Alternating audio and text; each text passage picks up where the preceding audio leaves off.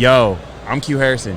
This is the Sports Card Strategy Show with your man, Paul Hickey. What's good? No off season. When you get into this game, the reason why you pay someone like Paul Hickey to get your sports card strategy together is because sometimes when you're starting out, you need perspective, you need wisdom, you need insights. And so he's been around the track enough times where he can actually coach you up and guide you. Doesn't mean he's going to take you to the promised land tomorrow, but you now have a coach by your side that can advise and kind of even create these pathways where you can get the education yourself. And that's a lot better than thugging it out on your own. What's up, everybody? I'm Paul Hickey with NoOffSeason.com. This is the Sports Card Strategy Show. Don't forget to get a free 30-day trial at NoOffSeason.com today to help you make money flipping sports cards, build your sports card investment portfolio, get unlimited advice from our experts, and take sports card school to navigate the hobby.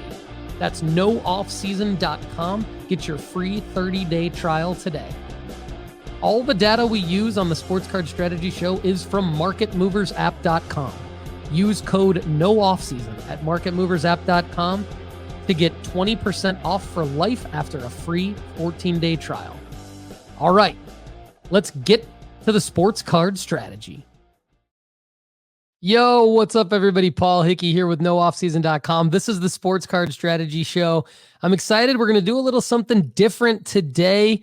As our audience has expanded, it's grown significantly over the last year or so. We've welcomed a lot of great new members into the NoOffSeason.com fam and the Sports Card Strategy Show feed, and we continue to welcome more and more new listeners in. I think we're going to do something today that's extremely valuable for new and returning listeners. We're going to go a little bit deep into why I do what I do in the hobby, and it is courtesy of a few different amazing discussions I have had with a new hobby friend of mine named Mike Lakusta. Mike, you may have seen him in the live chat here on the Sports Card Strategy Show. You've probably heard of his podcast called Fondling Cardboard. And if you haven't, you may have heard of him on Instagram. He is at The Golf Card Collector. He is a great hobbyist, a great person, and a great friend. And we're about to dive into a little debate why people collect and why collectors sometimes resent investors, and why people invest and why investors sometimes don't understand collectors. That's an interesting conversation. And we're going to get into why I don't have a PC. Let's get into it. What is up, Paul? How you doing, man? What's up, Mike? I'm great because I always love talking to you, man. Right on. Well, hopefully you say that at the end of the conversation too, because I think you and I want to continue challenging each other. And one of the topics that you've brought up a lot recently is the concept of why do collectors collect sports cards? And I was initially on board. I love self-reflection. I love digging deep, understanding why I do the things I do. And at the end of the day, maybe I do have an impulsive kind of personality type. And if there's something that can keep me back from just hitting buy it now on anything I see on eBay, I'm all for it. I'm for self-restraint or setting constraints on my collecting. However, I was talking with a friend recently, and I dropped your name, and I said, Paul is really pushing collectors to understand why we collect. And he kind of shrugged, and this is a guy who's been collecting cards for longer than I've been alive. So 40 years he's been collecting. And he said, what does it matter? What does it matter why I collect? I've always collected, and I just love cards. So before I start poking you a bit in this subject, what's your response to that? I think there's one thing, first of all, I want to say is that if people out there know that their why is just because they like to collect cards, then who am I to challenge that, right? Like, that's totally fine. I think where I like to make people think and challenge them a little bit is I see a lot of excess, not only in the hobby, but in the world, right? I see, especially in North America, I see a lot of waste, a lot of people over consuming things, over consumption. I've become a bit of a minimalist as I got into my 30s and now I'm in my 40s. I became a bit of a minimalist when my kids probably hit age, 5, 6, 7.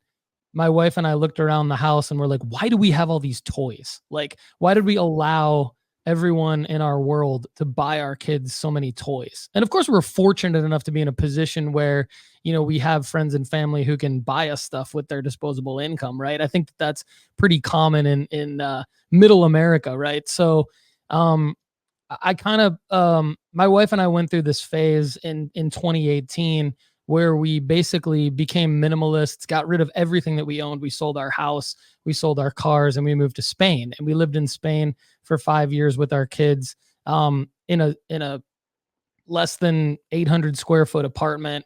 As our kids reached preteen and even teenage years, we were still in that same apartment with really like not that many clothes, not that many belongings. We didn't have any form of transportation other than walking places and occasionally taking taxis and things like that. And we lived that lifestyle for 5 years. And during those 5 years, I started back up in the hobby big time, collecting cards at first, and then realizing that I didn't really want to collect cards. It didn't go with my minimalism, because what am I going to do with all these cards? Like, they're just going to sit around. I don't have space for this. And so I became really fond of the sports card market and the prices and how you can flip cards to make money. And so I found my passion in the hobby was more using my brain in that regard to move cards and transact with people.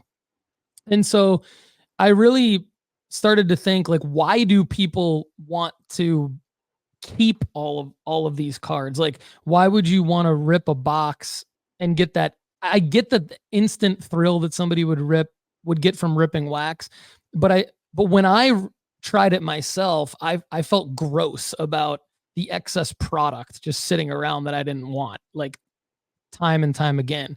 And so my point of view in 2023 and into 2024 really changed based on my experience in the hobby. My experience was, okay, I'm going to collect first.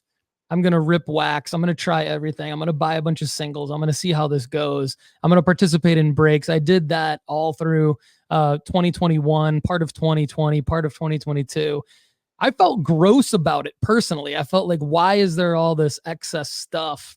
Why is there all these cards sitting around that now literally nobody wants these cards? Like, nobody wants 90% of these cards. 10% are collectors are really fond of, and flippers are really fond of, and there's value behind them, but there's just so much excess stuff. And so that's really what got me thinking, look, I don't want to challenge people individually as to why they collect, but I want to ask the question, if you are doing this, why are you doing it? And what are you doing with these cards? If you're going out and spending, say, $500 on a card to add to your PC for a particular player or a particular team, what's the end goal with that?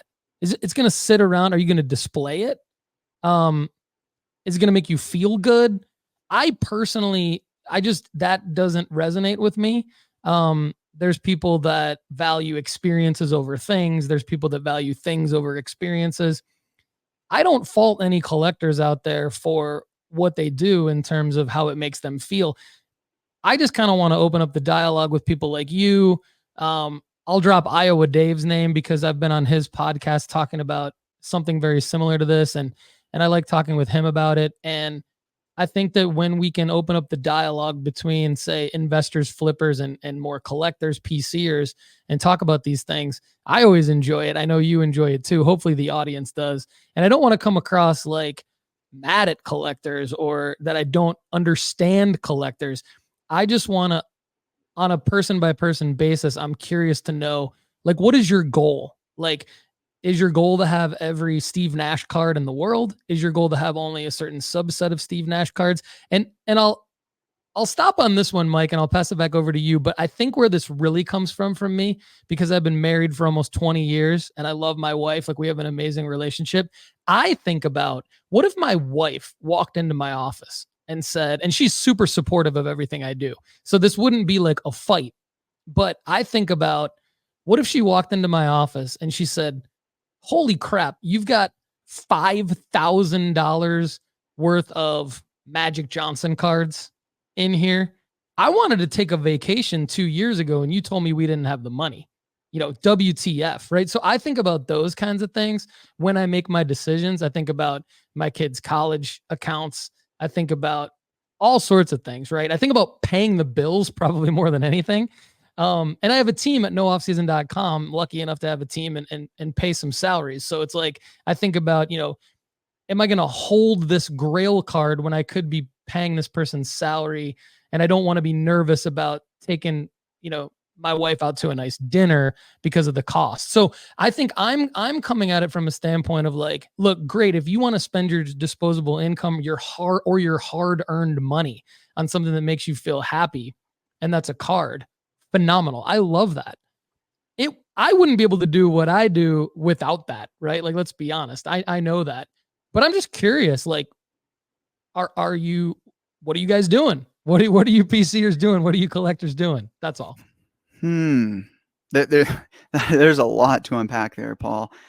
When I first asked the question, my mindset was I was going to start poking you and saying, there's a stigma in the collecting circles against collectors flippers, and feeling like they're sort of taking advantage of this passion that people have for the hobby. People are willing to spend tens, hundreds, thousands of dollars on what we consider, let's say, artwork or collectibles, and kind of taking advantage of that passion to make money. And I was originally going to frame this as, hey, Paul, is this your way of pushing back? Is this your way of trying to turn the table and say, hey, collectors, this is my objective. This is why I'm doing it. Why don't you look at yourself in the mirror and question yourself?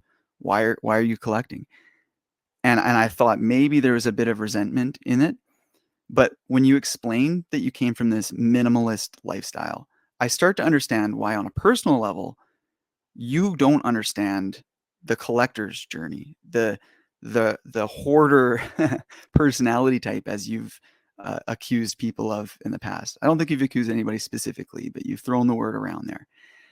So it could just come down to the fact you don't have that collector bone, because when I look at the collector journey, it starts out with loving those low-end base cards, just the fodder that you alluded to, the stuff that people just want to throw away, the stuff that when your mindset is reducing waste in the world and consumption of stuff that's wasteful, I can understand your philosophy of saying, well, why does it even exist? But there's kids, there's adults who loved collecting base cards and things like that growing up and in our past. And, there's so many reasons to have base cards that, I don't think that the hobby would exist without them, but I can understand why someone like you would think it's a waste. The high-end cards that we love buying and selling, they wouldn't be rare if there wasn't millions of less rare base cards. The whole aspect of ripping and enjoying the gambling aspect, let's say, that wouldn't exist without base cards. Maybe some would say that would be a good thing. Maybe some people would say maybe we just need the nice artwork in higher end cards. So no, you shared a lot that's helping me understand your perspective. I think the next place I want to go with this is looking at a golfer that you and I have talked about in the past, Scotty Scheffler. And I was planning on talking more card related, but you've got my mind working in a philosophy mode. Scotty Scheffler is not in any 2024 Upper Deck golf products. If they had him, the product would have been an order of magnitude bigger, because he's the number one golfer in the world. People are comparing him to the beginning of Tiger Woods' career. He's on fire. I saw a list of stats on Instagram, and these were not insignificant stats. It was like green in regulation, scoring average, like the big stats. There was like 15 of them. Scotty Scheffler was number one in every category. So this guy is the next thing, and he doesn't have trading cards. So I've been asking my friends, I've even asked Upper Deck, What happened? Why is it? I mean, I know it has to do with the fact that they couldn't get him to sign a contract, because every golfer on the PGA is an individual contractor who has to sell their name, image, and likeness individually. But why? Why is Scotty not giving it? And I don't have answers. It could be personal, could be financial. But where you were going with your philosophy had me wondering, is Scotty Scheffler, does he maybe have a similar minimalist mindset, and he doesn't believe in the hobby, and he doesn't want to produce waste with his name on it and his likeness on it or associated with it? Or if not, maybe if it was personal, he's a very religious guy, and maybe there's some kind of religious aspect if he were to be against trading cards. I don't know what religion would have against collectibles, but I do know one Bible verse, which I had to look up. I don't know it by offhand, but it's Matthew 6:19-21, and it's, "Do not store up for yourself treasures on earth, where moths and vermin destroy, and where thieves break in and steal. But store up for yourself treasures in heaven, where moths and vermin do not destroy, where thieves do not break in and steal. For your treasure is, there your heart will also be." And it made me wonder, is there this spiritual religious mindset that doesn't go hand in hand with trading cards? What are your thoughts on that? Well, it's interesting that you bring that up, and I am a bit philosophical from time to time. I think with Scotty, my hot take is that, and this comes from nothing that I know about Scotty Scheffler, but what I do know about professional athletes and entrepreneurs, is that those that are the most successful allow themselves to be hyper focused on one particular thing. And the outside world kind of sees that like to a fault. But the reason why you have Michael Jordan, LeBron James, you have Tiger Woods, and Scotty Scheffler potentially is because, they've all in certain points in their careers been so hyper focused around their craft.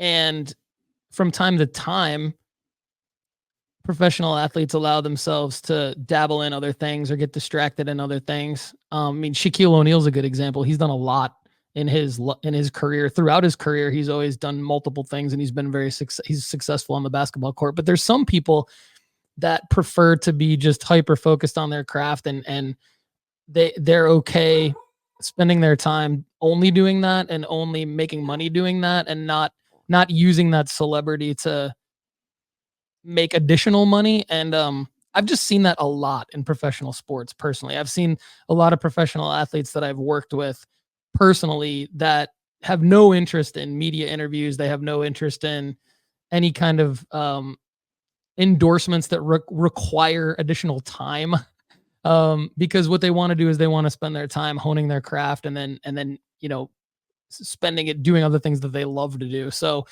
I don't know about Scotty Scheffler in particular, but I do know firsthand a lot of professional athletes and a lot of entrepreneurs who are successful, and they share that one trait, right? And so that's my hot take on maybe why somebody like Scotty Scheffler would not sign a contract, to make additional money through Upper Deck. One thing I will say, though, just bringing it back to cards a little bit more, is that with Scotty Scheffler's 2017 SI for Kids cards, one thing I like about being a sports card investor is I look for opportunities all the time. So I know there's probably a lot of people, I'll just sidebar real quick and then get back to that card. I know there's probably a lot of people out there that look at me and do think I'm taking advantage of people who collect. I wholeheartedly do not believe that. I participate in the hobby in a lot of different ways and I try to support everybody in the hobby as much as possible, from, doing all the things that collectors do. I feel like I'm doing those things. I'm just not holding the cards long term. So I'm supporting breakers. I'm supporting the youth of the hobby. I'm supporting card shows, card shops, other sellers, and transacting a lot. and not always trying to be the top comp, right? Leaving meat on the bone, things like that. Moving cards to people who love the cards without trying to always get the top dollar. So I don't feel bad about anything I do in the hobby, even though there might be that perception from people who don't like flippers or don't like investors. But I will say this: one other reason why I love doing what I'm doing is because it's true to me. So what's true to me is I enjoy the thrill of being sort of my own fantasy general manager. And sports cards allows me to take it a level above fantasy sports. In fantasy sports, you're either right or wrong in a particular weekend or a particular season. The thing I like about sports cards is you've got the card, you've got the asset. So if you're not right on a particular weekend, if Scotty Scheffler doesn't win the Masters and I bought his 2017 SI for Kids PSA 5, if he doesn't win the Masters and that card doesn't go up, he's still Scotty Scheffler. I still have that card. I still could be right about him. So I like that aspect of it. And that's really the crux of why I do what I do. It's true to me to talk about that kind of thing and find those opportunities. I love finding the opportunities. And because he only really has that one investable card, there isn't upper deck cards, to your point. He's not in anything else. He has 2 Sports Illustrated for Kids cards. The 2017 one is the only one that's valuable because it's his rookie card. I like that because there's no competition for that card. So as a flipper investor, I know that's the card. That's the card to go to. And that's going to be the only real card that people want. That's not the only collectible for Scotty Scheffler out there. But if you're a golf card person or a sports card person who wants to buy a Scotty Scheffler card, that's going to be the card that you're going to want to buy. So as a flipper, I like to go out and try to get that card, for example, and put it into a condition where somebody would want to buy it for slightly more than what I bought it for. Right. And so I get the enjoyment out of that more than I get the enjoyment out of having that Scotty Scheffler card, say, in a PSA 10, right? Because that would be the rarest of the rare Scotty Scheffler card right now, sitting on my desk for several years. Not that there's anything wrong with that. Yeah. Wow. Just as a sidebar before we get into the deeper conversation again, do you think Sports Illustrated for Kids is going to continue? Do you think that with Sports Illustrated, whatever drama's going on over there, do you think they'll continue making the kids magazine and printing those cards? I don't know. That's a good question. I have to think that there's a good chance that it won't continue, only because, if you look at the history of that magazine, and I will say, like, I get nostalgia too. I get nostalgic, and I understand nostalgia, and why that's such a big part of the hobby and a big part for collectors. Sports Illustrated for Kids is a magazine that I subscribed to when I was a kid. I feel like I was right at the age when, I was born in 1981. So you'd have to look up when that magazine came out. But I mean, I think I was right at the age of being like peak sports fan as a kid when that magazine came out. I read that magazine cover to cover, like every month. But if you look at the history of that magazine, it's gone from like every month you could find it everywhere to now it's 6 issues a year. And you can barely find it anywhere in retail. You have to subscribe online to get that magazine. So I do, part of me does think it's going to go away. There's obviously, you alluded to, so the Arena Group, a lot of people will read a headline and they don't really understand what's going on. Arena Group filed for bankruptcy. They were the ones that owned the licensing to Sports Illustrated and all of the Sports Illustrated brands. So it's not that the brand doesn't exist anymore and that the brand went bankrupt. My understanding is that the brands have a new ownership group now. So that new ownership group is trying to figure out what to do with the brands. And that's why everything's up in the air. So yeah, I mean, it would be sad to see that magazine go away completely. I think there's a great element to the cards that come in the magazine. There's a similar element where you would rip a box or you would rip a pack trying to figure out what's in that pack. And I get that. I just don't like it as much as I like other things that are related to buying singles. The magazine, like, I get excited. I get the magazine and I want to see what cards are in the magazine, but I paid, $12 for 6 issues of the magazine. So I don't feel like crushed if I don't get anything good in the magazine. I feel like, okay, this is a magazine. I can read it. I can put it away. And yeah, that would be sad. I think it could go away, but I don't know. I hope that whoever owns the brands now find a way to keep that going. Yeah, I'm in the same boat. I hate to see a legacy end. However, if you were to look at historical sets that hold huge esteem in the hobby from the past, like I'm talking tobacco cards, Sport King's chewing gum cards, those sorts of things, they all had to come to an end at some point. I actually don't know if they would be as iconic if they had continued on for more decades, for a century. So I do see Sports Illustrated for Kids as being one of those brands that is going to be huge after we die, 100 years from now, when our kids are elderly and they have some cards from our old collection. I think some Sports Illustrated for Kids cards could be the ones that they could retire off of, So possibly, Mike, especially. I want to interject here because you just made me think of something that I think is super relevant to everyone out there. I think most people would take our conversation in this direction. I think they would go, okay, so are you guys saying that I should keep a bunch of Scotty Scheffler SI for Kids cards because then if Sports Illustrated for Kids does go away and Scotty Scheffler does become the next big thing in golf where he's a household name, like we know him and probably everyone listening to this podcast knows him as like a top, like he's a superstar, right? But he's not a household name. And so, but I think that people listening to this show would think, oh, maybe this is an opportunity. And that's great. I love that about our audience. I love that about people.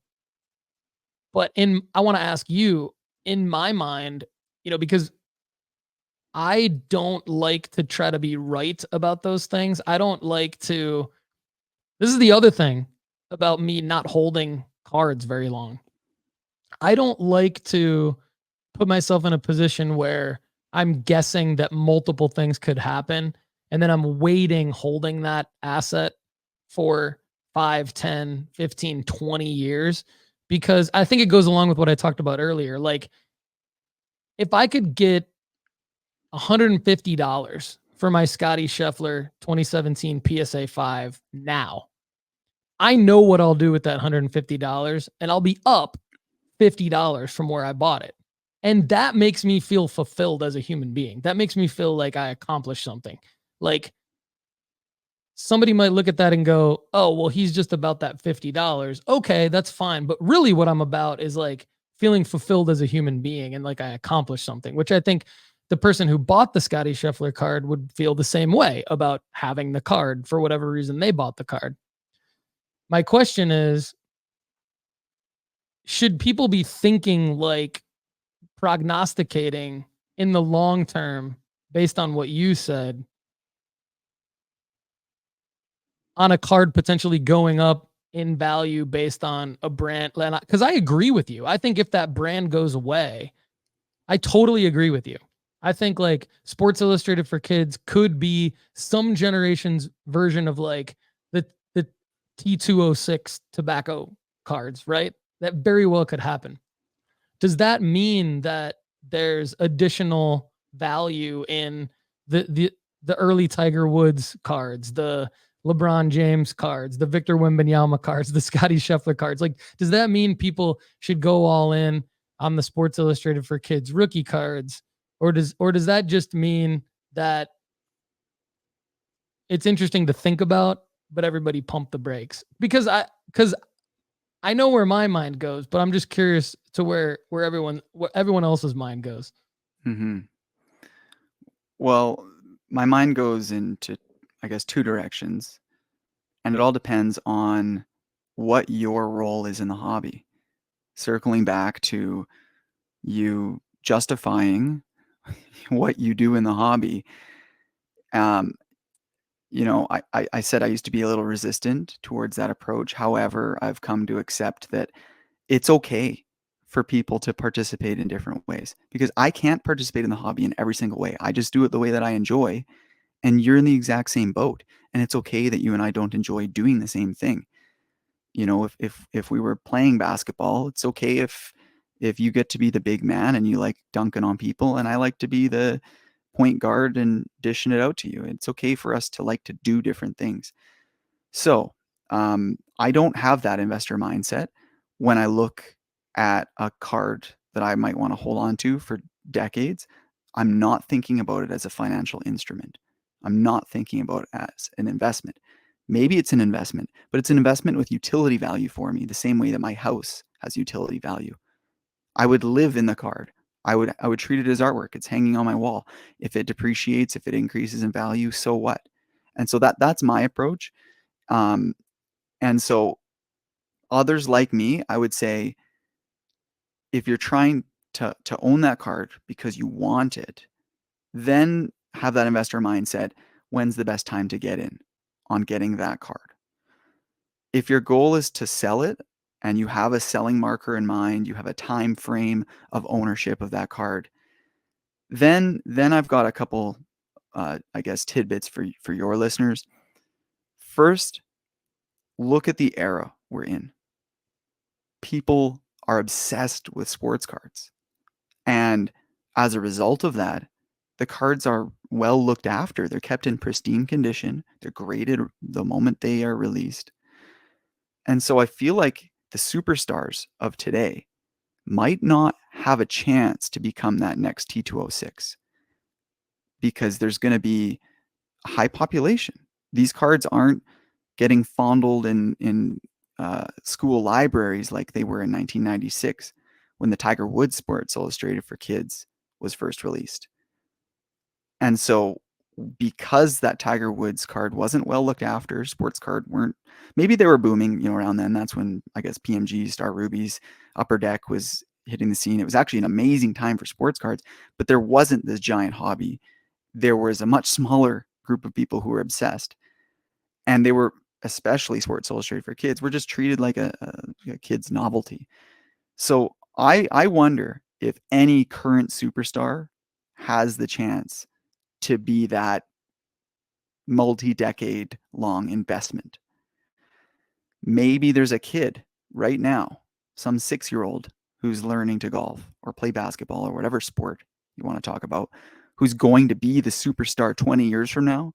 And if the hobby has completely fallen into shambles at that point, maybe that's, and people aren't sorting. Maybe everybody's resentful about the hobby and throwing things into dumpsters and dumping containers of sports cards into the ocean. Those are kind of the eras of athletes that I think have that chance to be a generational asset. So I might have just been mincing my words, messing around a little bit when I said I that, like that. my Scotty Scheffler Sports Illustrated for Kid could help my kids retire. I'm just sort of joking.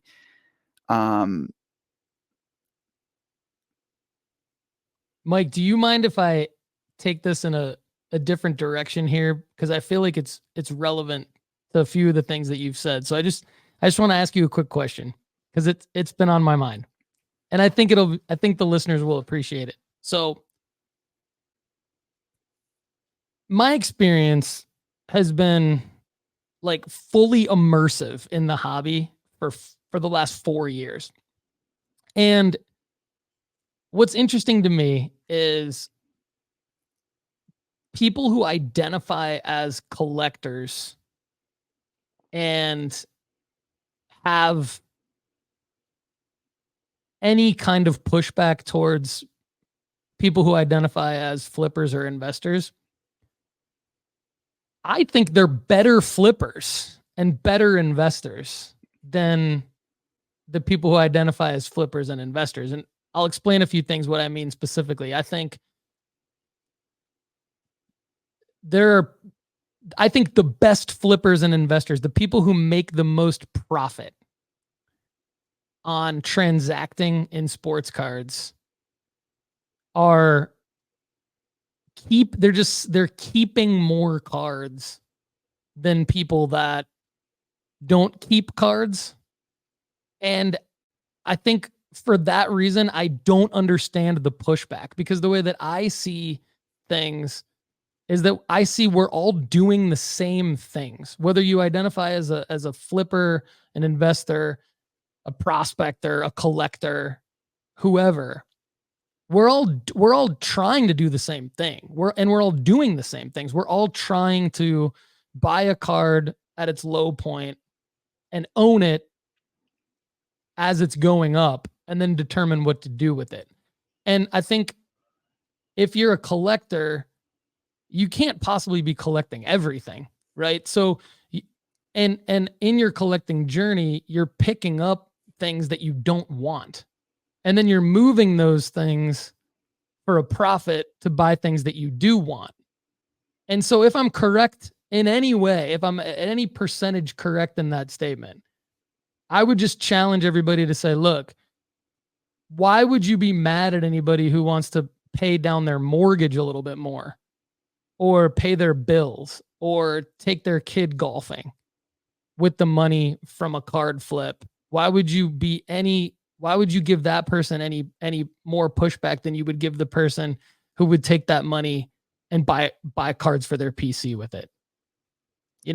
And maybe I'm missing other aspects of why there would be pushback, but the way that I see it is that in my immersive experience over the last 4 years, and a lot has happened in the hobby in the last 4 years, I see we're all doing the same thing. We're all trying to do the same thing. The only difference between people who identify as investors or flippers and people who identify as collectors is how long they keep the cards for.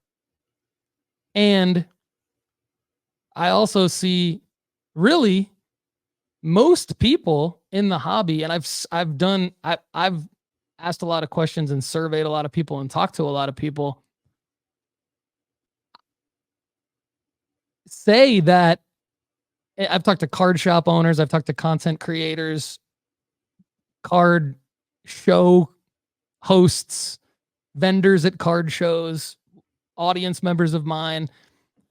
It seems like a bulk of the percentage of people in the hobby identify in some way, shape, or form as a flipper or an investor, even if they also PC. So you've used the word pushback a lot, or, a bit of a negative connotation to the approach. And so I just kind of want to say that I believe that everything is allowed, and I don't fault or challenge people for collecting. I just kind of want to understand, like, also why is there friction? Is that because there's people that have come into the hobby, done some things, and then left the hobby? Is it because certain people are just old school and they don't like change? And I'm asking these rhetorically, right? You don't have to answer these, but I kind of want to ask you the question, like, why were you personally, to try to use your own words, like, resistant to the approach? Because I've transacted with you and you flip to fund your PC. Right? Did I get you? Did I make some money off you? I know that's actually how we met. I don't know if you ended up making profit on it, but I certainly did. No, yes, the card that I bought from you, I sold for significantly less than what I bought it. Sorry to hear that, for man. From you. That's what I live with all the time. Like that's what I try to. So my approach is to, like, there's no apology necessary, because really the reason why I create the content I create is because I know that that's happening to people. I know that that's happening to my audience. I don't want them to leave the hobby.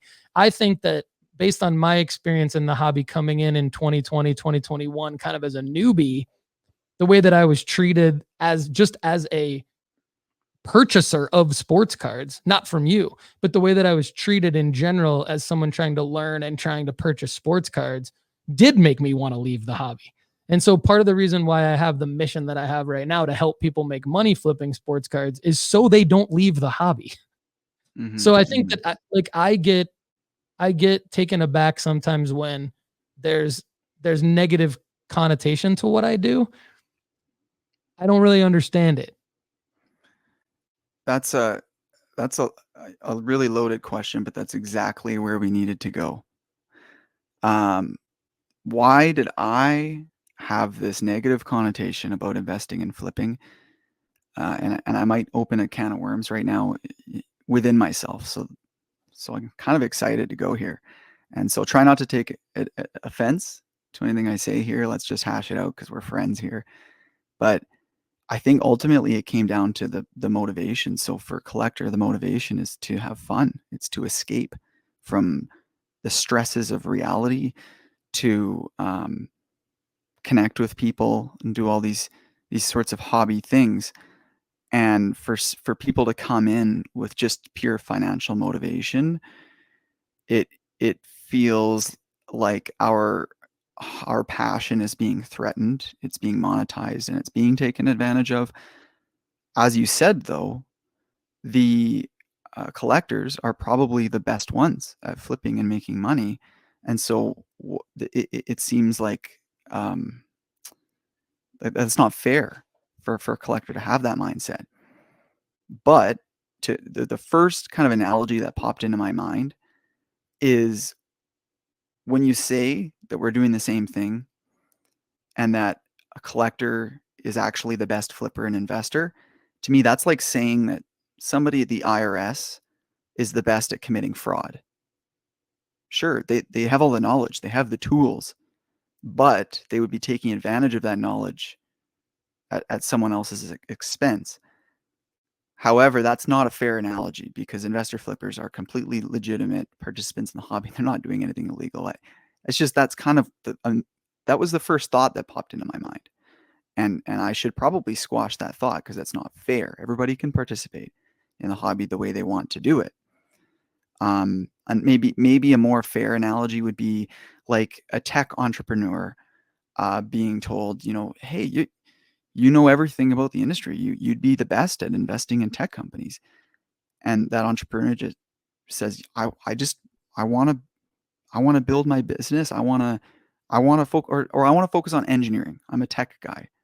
Just leave me alone. Let me focus on this thing that I'm passionate about. I don't need to be an investor. I don't need to be flipping stocks or investing in companies. So I don't know if that explains where my mindset was when I have that negative mindset. And I'll let you respond to that in just a second, but I want to share some flip side as well that you might appreciate.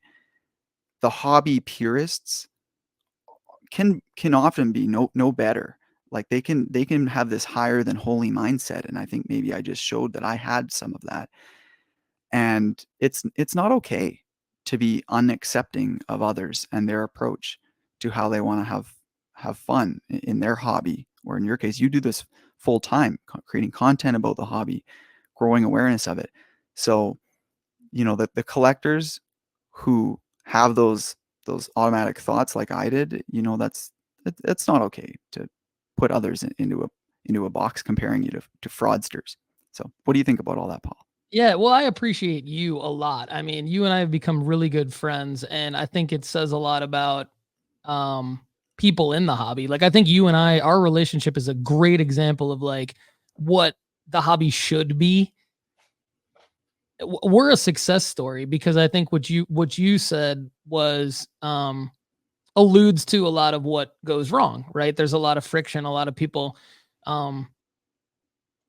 digging their heels into what they believe is the right thing. And I think that that's one of the things I love about our audience at the Sports Card Strategy Show and at HoFSeason.com is that everyone pretty much is very accepting of what everyone else is doing in the hobby. And there's a lot of people doing a lot of things.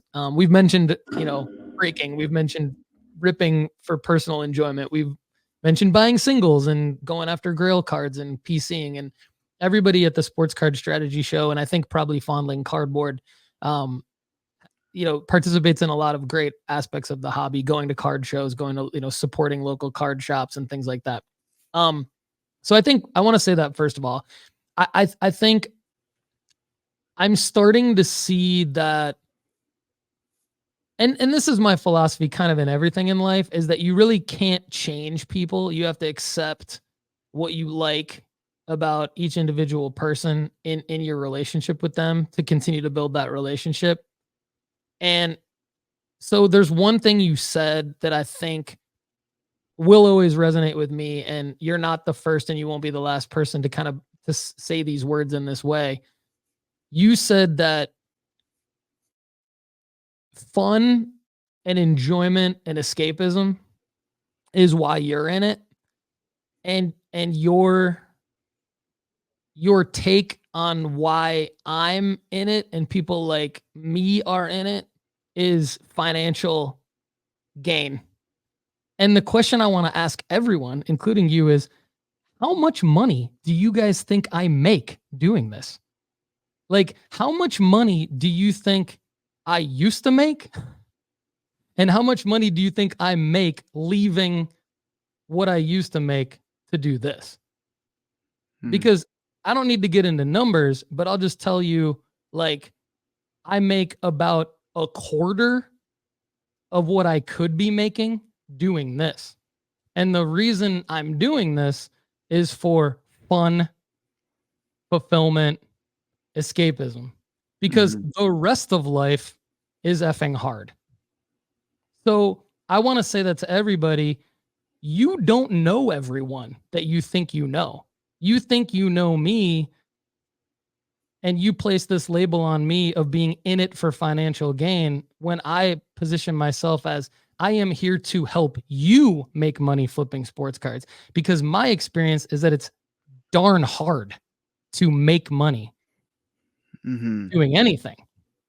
And so I don't make anything near what I could be making doing this job. I effing love it. So it is escapism for me. I've made the choice in my life to make less money. I've talked to my wife about it for years to try and make this happen. So I didn't get to the point, and I'm not putting out YouTube videos about I made $1 million flipping sports cards and leaving my full-time job, because that's not accurate. The real story is that I want to be doing this, and I'm making a lot less money than I used to make. And if I really were in life for financial gain, I would be like a lot of people outside the hobby that make way more money than I make, could buy whatever sports card they want to buy, but look at all of us and go, what are you guys doing with all that stuff? So I just want the hobby to be a place where people don't necessarily judge each other. I have never felt judged by you. I have never felt judged or that you don't respect what I do. I just think while we're having this conversation, it's interesting to kind of unpack that, because I do think that a reason why yourself and some of the other content creators that I have a ton of respect for, that like I won't name them by name. I already talked about Iowa Dave, and there's a ton of guys that like I've been on their shows and I love all of them. And like we have mutual respect, but I think that they're like worried about me. Like they're like worried about me because like I'm going to be attacked by all these people in the hobby. I haven't really been attacked. It's when I talk to people that identify, it's when I talk to anyone who sort of projects negativity on making money in the hobby, is when I feel like, oh yeah, I forgot that people like actually think that this is weird, what I do, if that makes sense. But yeah, I think like the thing I want to underscore throughout all of that though, is that like, and I've been asked this on other shows, is like, why do you do this instead of collecting? The answer is like, I love this. This is what I love about the hobby. I love that you can come in and you can be like, okay, I think Arch Manning is gonna, like, I think his cards are gonna increase in value. So I'm gonna go out and spend, $1,000 on Arch Manning cards. And I'm gonna set a goal of selling them in September 2024 or December 2024 or whatever. I don't think there's anything wrong with loving that or liking that. So I guess that's my response to the whole like why who's to say what fulfills someone is right or wrong. It's kind of interesting because I was just about to say, unless you're committing a crime, which is what you compared it to for a second, and then you pulled it back. I'm like, whoa, he's comparing it to committing tax fraud. Like I'm an entrepreneur. I have to pay quarterly estimates ahead of time to the IRS to the, like, which makes it even harder to financially live in the world. Let me give some more context to that. So when people think of investor flippers, they think of the height of the pandemic, the height of the sports card bubble. Retail flippers were rampant, and people saw this category of hobby participant that I will call flippers as threatening their livelihood. Basically saying, "Oh, you want this blaster? That's $35 retail. I'm sorry, it's $90. No, that's the market price." Well, I know that collectors were thinking, if you just mess off, I would be able to go to Walmart and buy it myself for $35.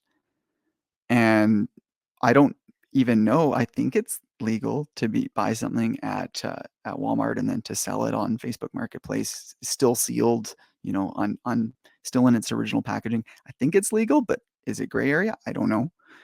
And so I think part of my stigma and probably others was that I lumped everybody who just focuses on investing flipping into that category. But you brought up fantasy sports and the correlation between what you do and the fulfillment you get out of playing fantasy and being a GM of your own team. And I can really relate to that because I host a golf pool, a master's pool with my friends and family. And I get that same feeling, I don't do it to make money. I just do it so that we can have a good time and have something to feel some thrills about and talk about and have a group message. And, somebody does end up with a prize, which is fun. And so I can definitely relate. And I guess speaking of illegal stuff, that's probably less legal than buying something at Walmart and flipping it. So, you always have to look in the mirror before judging someone because, as you said, everybody's entitled to do what makes them feel fulfilled as long as it isn't taking advantage or illegal. Speaking of the pool, this isn't an ad or anything because I'm sure we're going to be releasing this well after the Masters, and so the pool will have ended. We will have had a lot of fun and gave away some neat prizes. But one of the things I'm doing is starting a golf cards and memorabilia pool. I'm actually calling it the Fondling Cardboard Masters Pool. And there was a lot of interest. I had over 30 or 40 people express interest in joining. So I hope they all do. And basically, there's obviously an entry fee, but rather than pooling the money together and cashing out prizes, I get to keep the money and I'm giving out a big card. I think it's going to be maybe the Tiger Woods Sports Illustrated for Kids or the Tiger Woods Masters Collection rookie card in an SGC 9 rare grade, something like that to the winner, as well as 2 or 3 big, consolation prizes for second, third, fourth place. And then every other participant is also going to get a prize. So Tiger Woods cards, rookie cards, autographs of current golf stars, and it's kind of a way to spread the hobby, for me to offload some of my bulk because I have so many cards. And so I'm not going to mince words. I'll be honest about that. I definitely am treating it that way and to kind of, I guess, make some money. So, me participating in these fantasy sports pools and leagues and stuff, like, how is that different than your daily activity of, buying a card and selling it and trying to make a little profit on it? Now, with my friends and family pool, I'm not taking 10% cut or anything like that. All of the pool goes to my winner. But once I kind of evolved my approach to my fantasy leagues, I'm starting to realize I'm not making money. This is not my day job, but I can take advantage of things that I've built up as well. I love that, Mike. And I want to say that I don't think there's anything. I think that you said 2 things that I love in all of that. And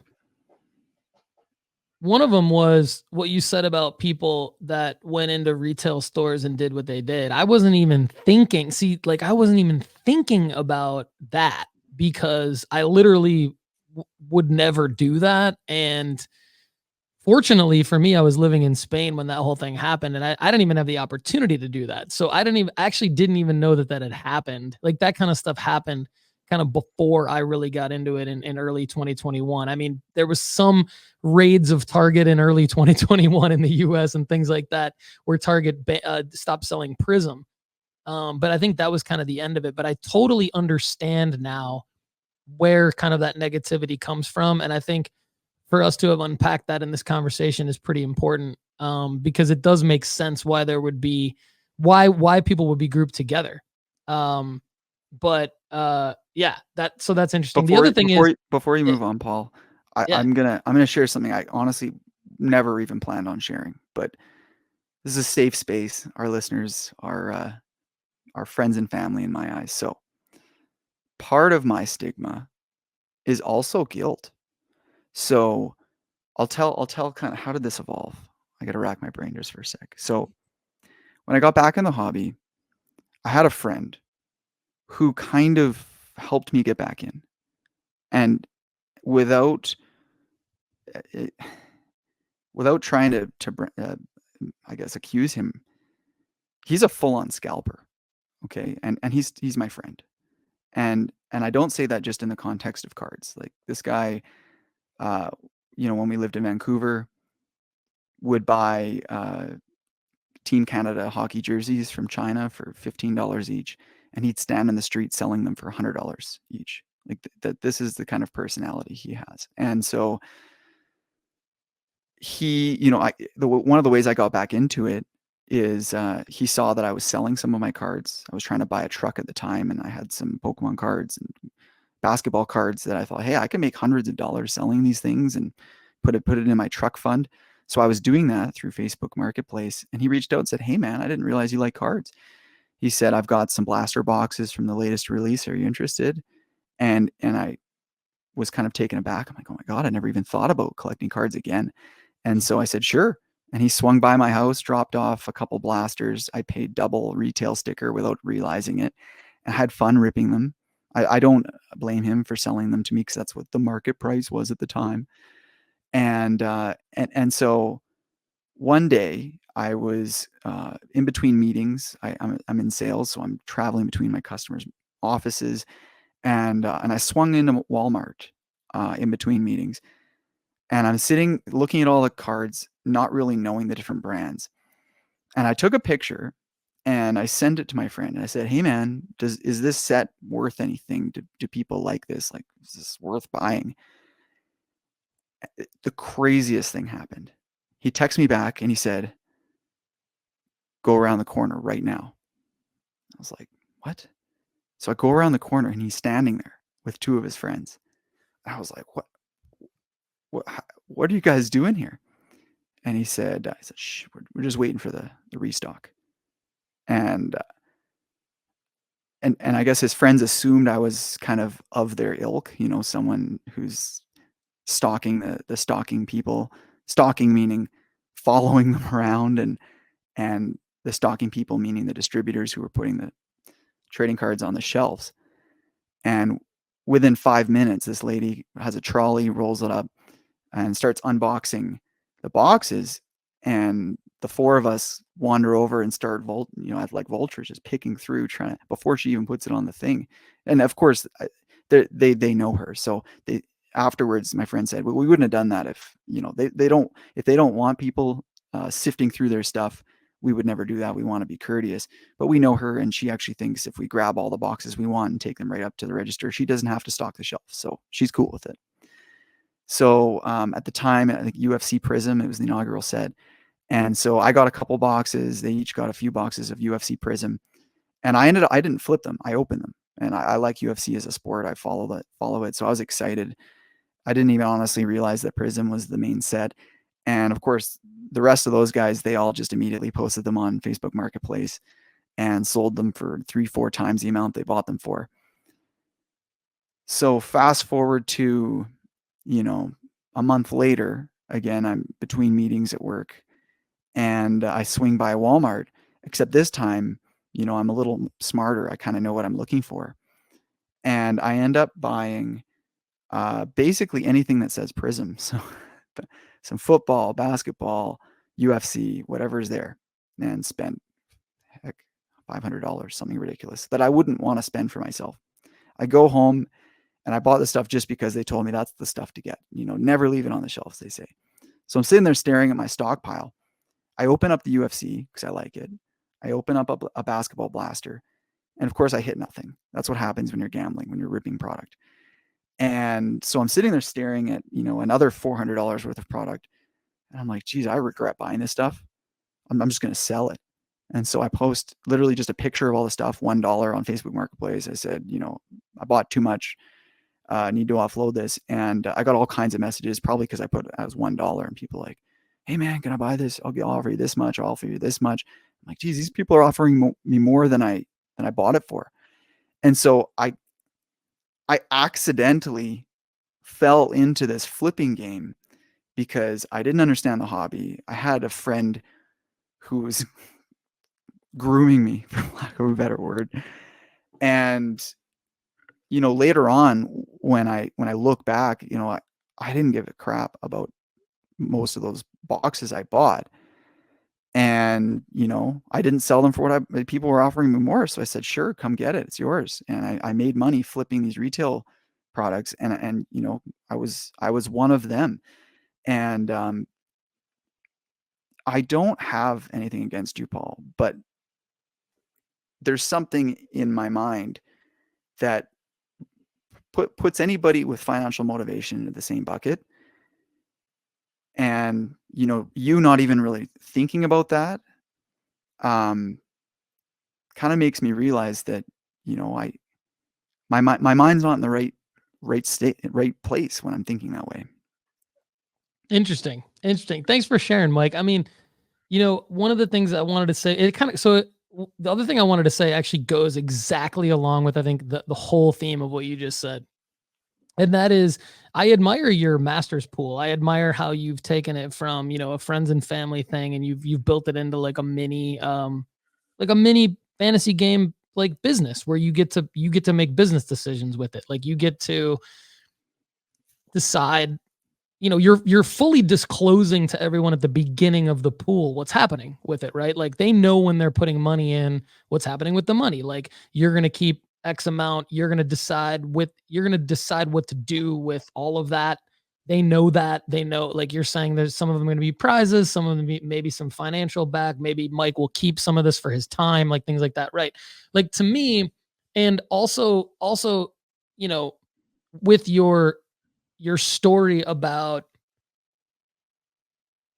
making money off of the fact that people were willing to offer you more than what you bought the original product for.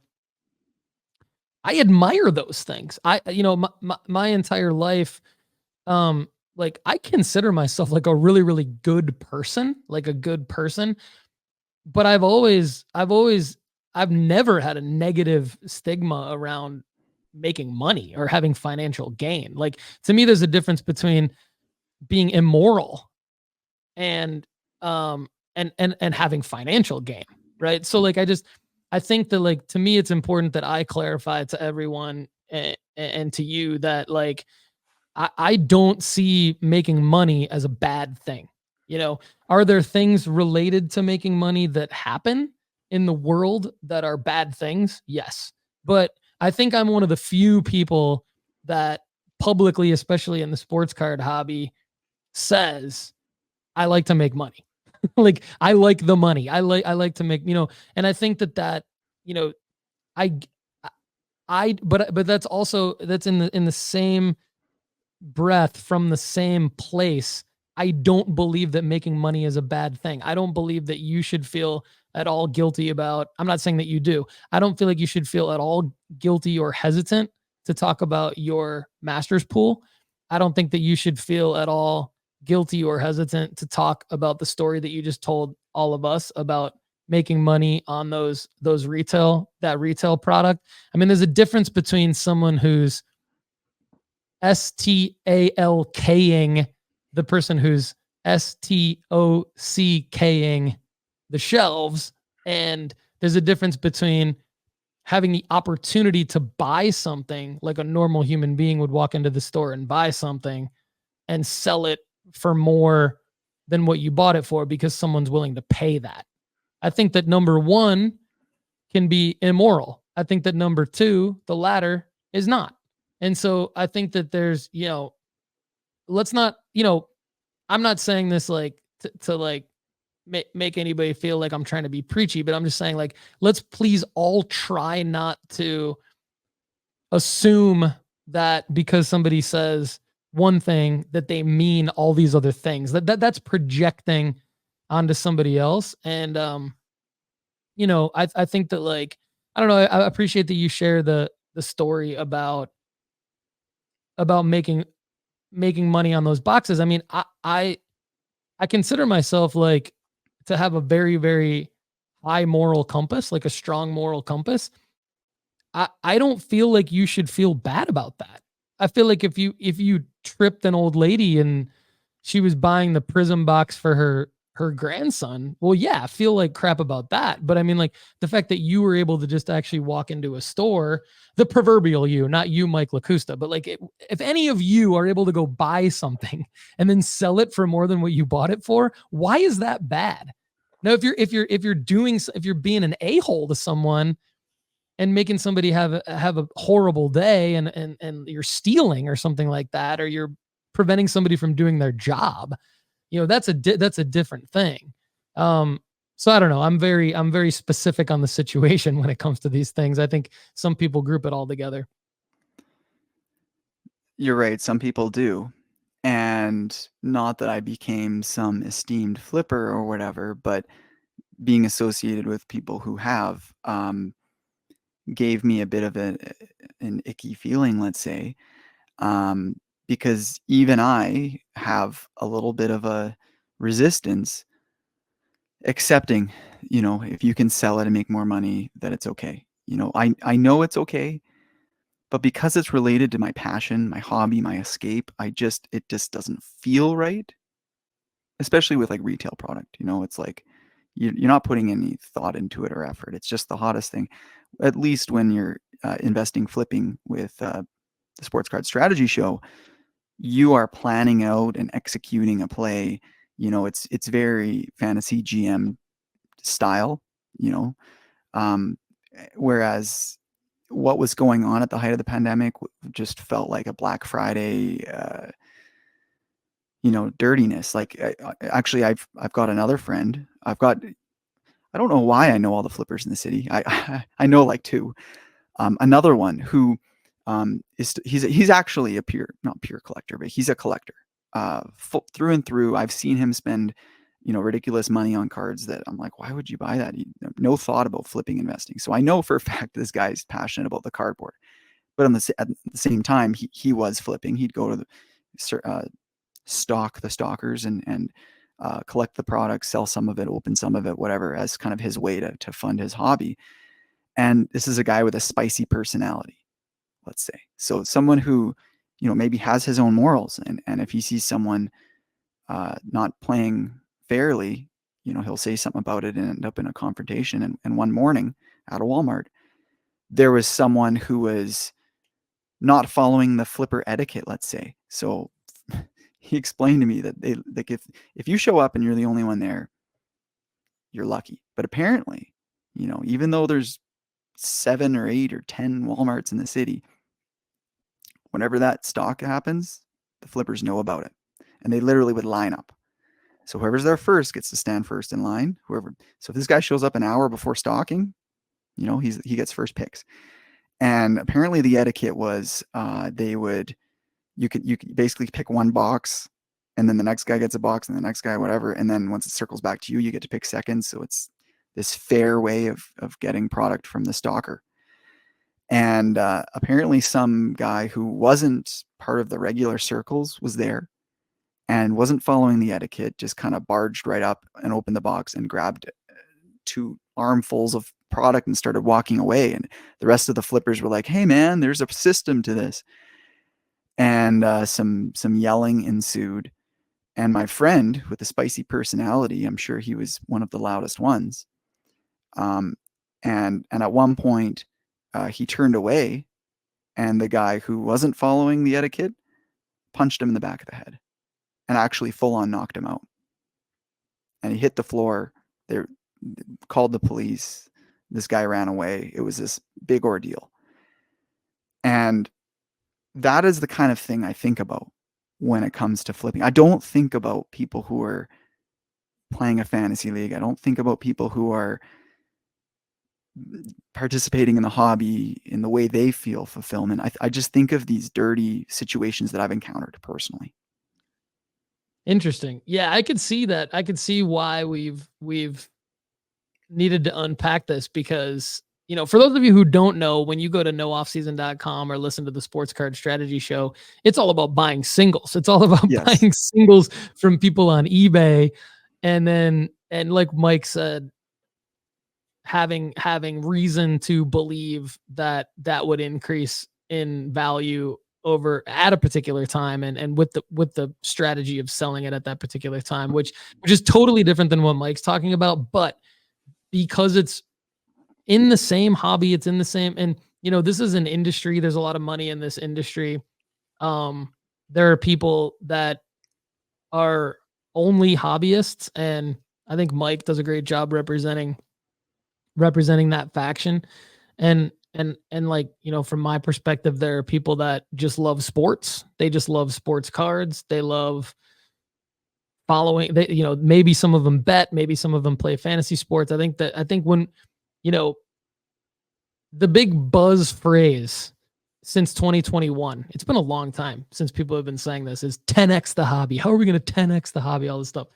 So I just kind of laugh at that. But I mean, really, the real answer is that, like, just actual regular sports fans are getting into the hobby. And so as more and more, you know, I know that there's TCG and there's all sorts of other things that are not related to sports that are in the hobby, but I'm a sports guy. I don't do TCG or anything like that. So I'm just going to speak to the sports side. As more and more just regular sports fans with disposable income get into the hobby, they will not understand this conversation. You know, like, they will not understand this conversation. They're a different, quote unquote, generation of new hobbyist that will just be like, oh, well, what's this Joe Burrow card? And they won't understand that that's very different than a Contender's rookie ticket auto. You know, they won't understand that a score auto is different than a Contender's rookie ticket auto. And that's what we do at nooffseason.com. We help people understand those differences so that they don't get taken advantage of. And so I think that in our own way, Mike, you and I each sort of try to be like a good steward for the hobby. It's just kind of ironic that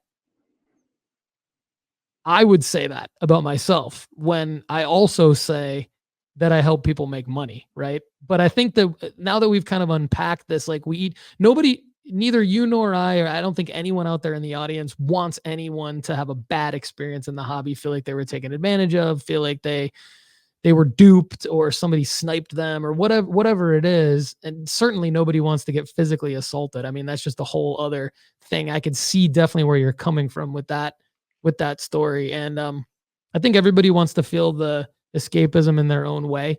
So I like that you and I have teamed up to create this kind of content, because you've used this phrase, like, we challenge each other, but in a good way, and respect what each other does. And I like to talk to you to understand. You say art a lot, and I'm glad that you do, because when I first started following a lot of hobby content back in 2021, I was like, oh yeah, I get that. Like, I resonated with, like, the art side of it. Right. And I know I've heard a lot of Fondling Cardboard episodes where you talk about the artwork behind a card, and more than just the personal story behind it. I think my thing is, everybody's going to have a personal story. I get that. So if you want to go with what you said early on in the conversation, I just like cards. Cool. That's your why. That's great. You just like cards. No judgment. Like, you have something in your life has led you to just love cards, and decide who you want to collect, and that's it. And that's cool. So-and-so was your favorite player. You watched so-and-so team with your grandma or grandpa growing up. Great. Love that. I still want you to not spend money on stuff that you don't have a reason to spend the money on. Just make sure you have a reason. That's just kind of like the responsibility in my brain as like a father and like a husband is like, just be responsible with your money. Don't just go blow it on everything. Yeah, being responsible with your money is very important because we have this idealist mindset when I say we, I mean collectors, that in the hobby, if we hypothetically had limitless spending money, we would treat the cards just as this artwork. We would accumulate them and keep them forever. But they've become so expensive that there's only select few collectors that can be like that. You know, Shine, who owns the Luka 1 of 1 and all the Michael Jordan, Kobe Bryant, patch autos, all this stuff. You know, a guy like that can approach the hobby that way. But 99.999% of us, we can't. We have to understand that there is financial value attached to these. They are financial instruments. You know, a quick sidebar just to wrap up what we're talking about with your Scotty Scheffler card and Sports Illustrated for Kids. I do think you should sell your Scotty card. You know, unless it's a mantelpiece and it's something you want to put on display forever. You know, if I had it, maybe I would feel that way. But for you, you know, you have this mindset that you want to try and make some money. Now's the perfect time. Sell it at Masters. Hopefully he wins again. Hopefully he stays world number 1. Hopefully someone else can receive that card. You can make some money on it, and they either keep it forever or Scotty just continues on his trajectory and they can make some money on it. So sell your card. Sports Illustrated for Kids, if they were to die as a brand, maybe that will help. And I think that it has, even if in this modern day and age, Sports Illustrated for Kids are treated gently and graded and whatever, the brand itself is lucky because that was the first ever Tiger Woods card. And Tiger Woods brings this esteem to it. It brings legitimacy to the Sports Illustrated for Kids brand as a collectible trading card. And so I 100%, I don't know about T206, like I said, because T206 dumped into the ocean. They're so rare, blah, blah, blah. But maybe it's like a Sports King style of card. You know, it's from a kid's product, chewing gum. They look cool, nice colors, simplistic. Collectors like simple designs, not elegant, but simple. And, you know, maybe someday Sports Illustrated for Kids can be looked on just like tobacco, chewing gum type cards, not a conventional pack pulled card, but still valuable nonetheless. And, you know, if I were to draw a parallel to the 2024 golf cards, Upper Deck, they, you know, didn't include Scotty Scheffler. So is the set going to carry that weight if Scotty becomes a superstar? Maybe not. They're really pushing young guns right now. Not that I dislike young guns as a subset. It's huge for hockey, but in golf, they kind of missed the mark because Tiger Woods never got a young gun.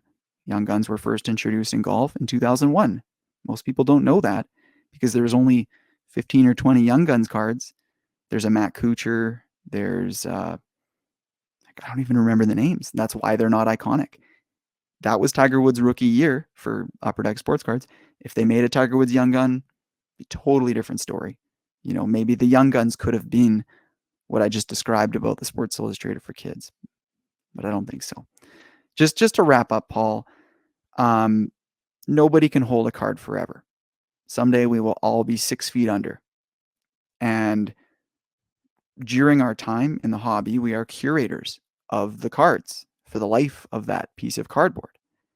And so if I choose to hold that cardboard for my whole life and pass it on to my kids and they decide what to do with it next, so be it. If you decide to hold on to it for 6 months and you wait for the sports season to start and pass it on to another collector, at the end of the day, that's okay. We're all stewards of the cardboard. We can all do it the way we like to do it. I totally agree. And I think I want everybody out there to give yourself permission to not feel bad or like you failed in any way if you do sell a card that you love, or if you do, pass something on to your kids that they don't love the way that you loved. I think like I would understand and I would empathize with the fact that like there would be some disappointment. But I just don't want anyone to feel bad about themselves or like a failure if they have to sell something that they love for a reason in their life, for whatever that reason might be, to get money for it. Or if someone that they think they're going to pass down these collectibles to does that. Because the reality is that you all at that point, regardless of how many cards you have, regardless of how much you sell them for, you would have had the enjoyment having something and then still allowing either yourself or somebody else in your life to benefit from that monetarily. And chances are they're going to need that money for something that's important in their life. And that's a good thing, because you can't go to the movies and really enjoy a movie and then 6 months after you watch that movie, get $50 back for watching that movie 6 months ago. Like, we are in a hobby that we should all feel grateful to be in, where we can build up this knowledge to enjoy something and also be able to sell it to somebody else for around the same price or maybe even more than what we bought it for. And I just don't want anyone feeling bad or guilty about that. I mean, if you're not harming someone in the process, I just don't think that there's anything that you should feel bad about. And I just want everybody to know, for the record, like, I support all the collectors out there. I get it. I've made it clear on this show many, many times, on the Sports Card Strategy Show and on Fondling Cardboard, I'm not a collector. I don't PC anything. And there is a story that comes to mind that I would love to share with you that may be some additional perspective behind why I don't PC. Because one thing I was going to say is, I would always come to you to tell the story on the Fondling Cardboard show. If I were to ever start to truly PC something, you would be on the short list of people that I would want to come to and say, okay, I had the feeling, I caught the bug. What do you think? What do you think of my idea to PC? Because, as you know, I like to be strategic about things and challenge myself, even if it is a PC. I actually think you've heard me kind of allude to this on Fondling Cardboard before and on the Sports Card Strategy Show, that I think there can be, and I would argue maybe even should be, more strategy behind PCing something than even trying to invest in something. So I think that I would be excited if I caught the bug. I haven't yet, but I do have a story that might give some perspective on really why I don't PC. And this is something that you and I kind of uncovered in a conversation off the air. So I'm happy to share that with you. Let's do it. I love the idea of a parallel universe where Paul Hickey is a personal collector, has this big collection. So share it. Let's nudge your story through a black hole and bring it into the real world. Sounds good. I'll give a little bit of context first before I jump into the story. And I want to just kind of share with everybody that I didn't just like make the decision not to PC as like some flag plant to go along with my investing nature or whatever. It's not something that I felt like I had to be like a hard ass about, right?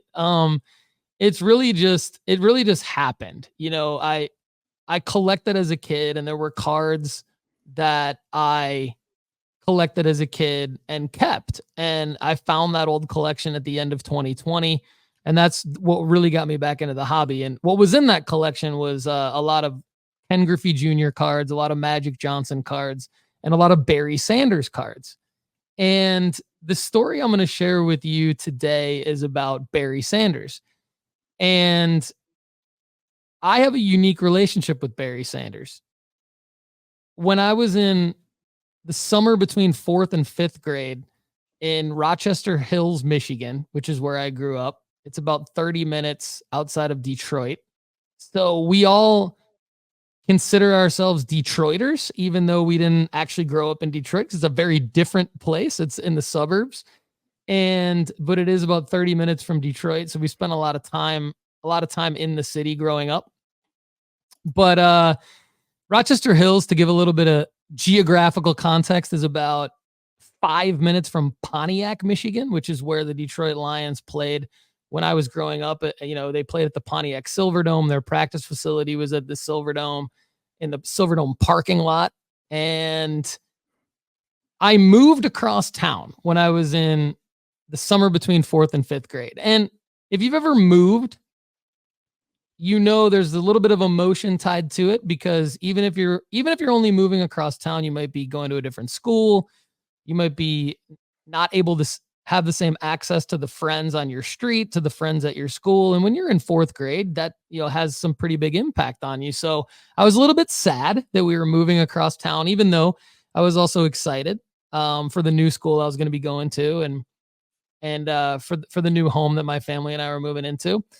And I'll never forget, my dad called me in to his room and he was like, I got something to tell you about this new house that we're moving into that might cheer you up a little bit. I was like, oh yeah, what's that? And he goes, well, guess who our neighbor right across the street is? And I was like, I don't know.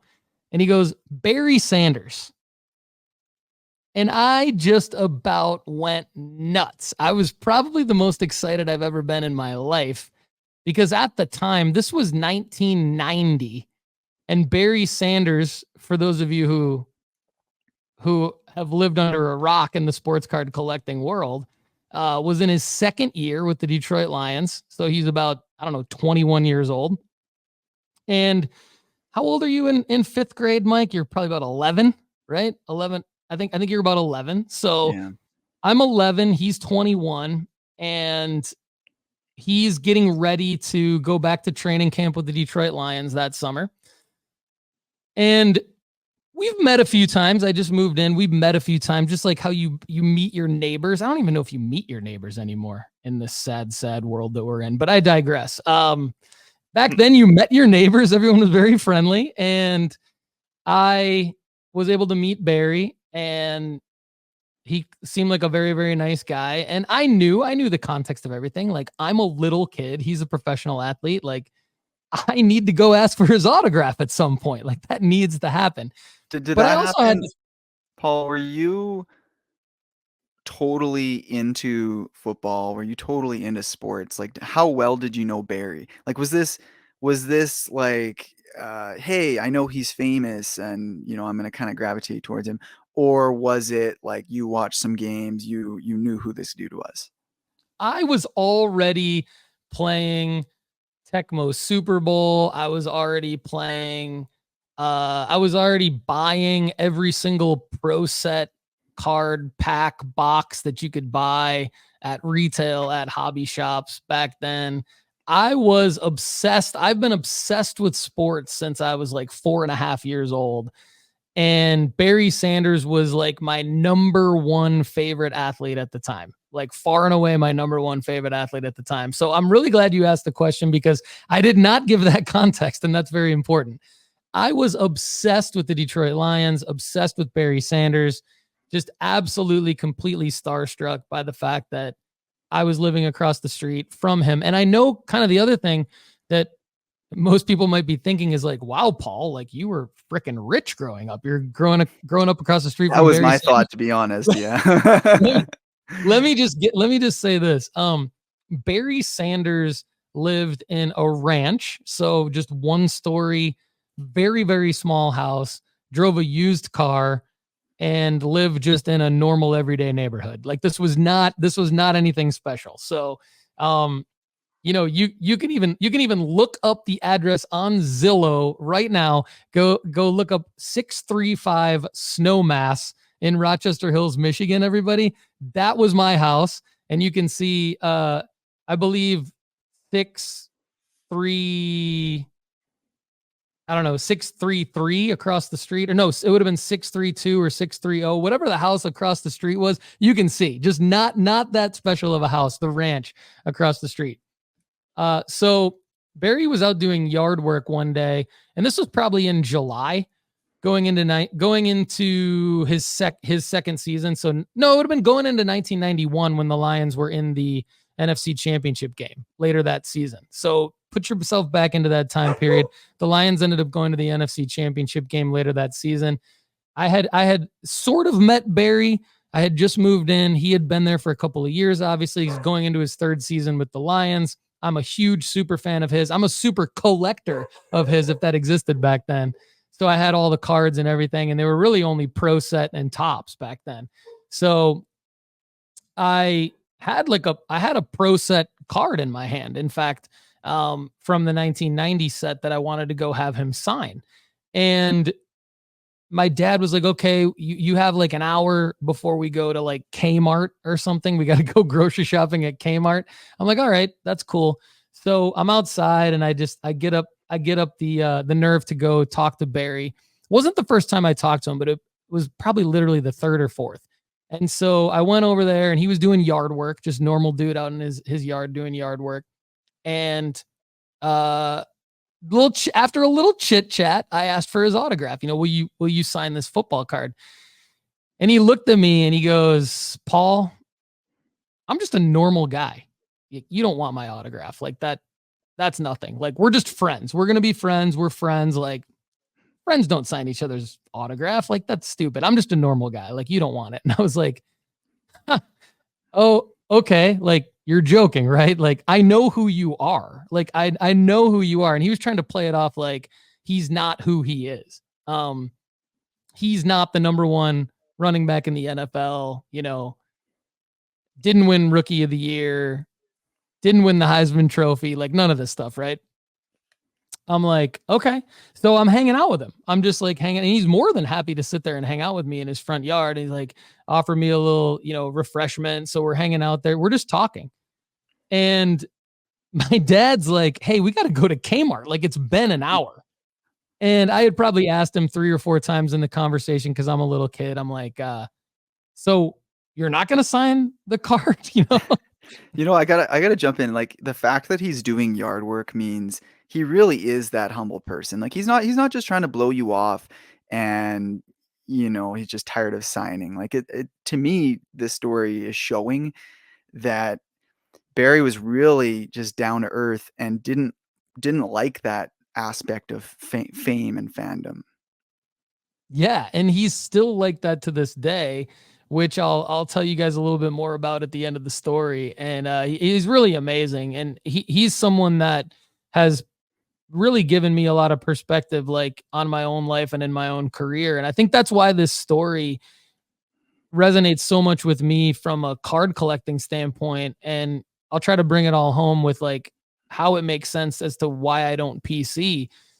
Some of you may already kind of feel where I'm going with this, but I really wanted his autograph. Like, I really, really wanted his autograph. And so I started to feel a little it's like this mixed feeling at the time, right? As an 11-year-old, I'm like, should I be disappointed that I'm not getting his autograph? And you know how it is. Like, that you've told all of your aunts and uncles, you've told all of your cousins, you've told all of your friends, you're like, today's the day I'm getting Barry Sanders' autograph, And so, next time you see all of them, they're going to be like, hey, did you get it? Did you get it? And they're all excited for me that I live across the street from him and all this stuff. So I'm starting to feel a little disappointed. Like, am I going to let them down? I'm not going to get it. This sucks. But it's also cool because, to your point, Mike, like, what a great guy and like all this stuff, and so I all of a sudden get an idea right as my dad is like, hey, we got to go. It was like time's running out. The clock's running out. And I need to throw this Hail Mary pass. And I get an idea. And so if any of you played youth sports, you may remember that as a money-making scheme in hindsight, but it was fun back in the day. The leagues used to allow these photography companies to come in and take photos of the team and then sell the individual shots, but not just the individual shots of each athlete, each young athlete, but they made a trading card essentially of all of the kids, all of the youth athletes. And they And on still the do back that. of the Yeah. they still do that, yeah. And on the Mhm. back of the card, they would put little stuff like, height, weight, favorite food, favorite TV show, like all that stuff, right? Like Cartoon, our yeah. stats, right? Yeah, favorite Saturday morning cartoon, all that stuff. So, and again, this is 1991, so it was like on a dot matrix printer, right? And it was just like this bush league sticker with this faded printer on the back of just a photo of me that said like all star on the front, right? And I've got my little buck teeth as a little fit, like incoming fifth grader, and my coach pitch baseball team. So I remember I'm like, I've got those cards in my junk drawer across the street, and I've got a Barry Sanders card in my hand. And I started thinking, if he's a normal guy and I'm a normal guy and we've each got sports cards, maybe if I sign my card for him, he'll sign his card for me. And so I go across the street, get my card. I think I had to like cut it out with scissors first because it was still in the sheet. So here's this Paul Hickey Rochester Dermatology Coach Pitch baseball card. Dermatology. And I That's take hilarious. it across the street to Barry, and I go, all right, look, man, I gotta go. Gotta go to Kmart with my dad for grocery shop. Probably gonna get some Pro Set cards at Kmart, by the way. And look, you're a normal guy. I'm a normal guy. We're friends, right? Like you said, we're just friends. So as your friend, I'm gonna sign this photo of me, and I'm wondering if in exchange for that, you'll sign this photo of you. And he was like, man, you got me. You got me. Let's do it. So that's how I got Barry Sanders' autograph back in 1991 going into 5th grade. And so I think before I get into why I think I don't PC, and this is a story that kind of explains why I don't PC. I will say, like, first of all, I mean, this feeling of accomplishment with Barry Sanders, from like a friendship standpoint, from like problem solving, creative problem solving, really gave me a lot of confidence. Really gave me a lot of confidence at a young age to know that I could kind of get through a situation like that, even though I'm like basically in my front yard with the Heisman Trophy winning athlete that everybody knew at the time that he was going to be like one of the greatest running backs of all time, too, by the way. It was almost like a foregone conclusion in our area. Even though it's not like adversity that some people would consider adversity, it was still like a moment to me where I had to come through. I had put pressure on myself to get this dang autograph, and so to get it in that manner just really meant a lot, and it's something that I kind of always go back to this day. So, Mike, any thoughts or follow up before I go into like how I think this ties into my personal realization that I don't want to PC anything? Well, that's an aspect I really look forward to hearing because in my eyes, as a little kid, this would have inspired me to want to collect and say, "Oh, I worked so hard. I problem solved creatively. I got this guy's card. I'm gonna protect it. I'm gonna preserve it. I'm gonna put it on my wall or whatever." And it would probably kickstart my collecting journey. So I really want to explore that with you. But first, man, that's so cool. Like I said, for me, that would be like Steve Nash living across the street, which, he and I both grew up in British Columbia, Canada. I lived on Vancouver Island for a few years where he lived. He was older than me, so by the time I moved there, he had already been in the NBA. But I just, that's incredible. Like that you got to spend that much time and meet and become friends with your idol. That would really affect your collecting journey and your fandom and honestly your life at large. That is so cool. So, I mean, not that we need to pick your brain too much about that, but I'm just intrigued. Like, how private was he? Like, was Barry Sanders, the kind of guy who you'd out of your window you'd see him pop out once in a blue moon and you kind of try and seize the opportunity to go over and say hi, or was he out all the time, throwing the pigskin with you? Like, what did that really look like over the years? Yeah, that's a great question. He was out all the time throwing the pigskin with me, and I probably played more driveway basketball with Barry Sanders than anybody else. I mean, I played a ton of driveway basketball in general because I'm a gym rat, and basketball has always been my favorite sport. It was my first sport, and still is my favorite sport to this day, although golf is like a really, really, really close second. They're like 1A and 1B. But hours and hours and hours of driveway basketball with Barry, more basketball than football, but yeah, we still played football in the backyard. I was probably his go-to person on the street, just to like not have to worry about all of the other stresses in his life. And then there were other friends that I had too on the street, and we all still keep in touch to this day. So we're obviously like about 10 years younger than Barry. But I mean, I talked to him on the phone like a few months ago. He would come to my little league baseball games. He came to one of my varsity basketball games, and I used to hang out at his house with his nephew, who's my age. When he left the NFL and went to London, like the eve of training camp. And it's all very well documented on Bye Bye Barry. Watching Bye Bye Barry, by the way, was almost like watching a little bit of my own youth experience, because not only did I know Barry Sanders, but I knew all the Detroit media members very well that were interviewed in that documentary. But I'll talk about that real quick in a second. But just to kind of bring the point home, like Barry he is still super private. He is, but Mike, he wanted to just be a normal person.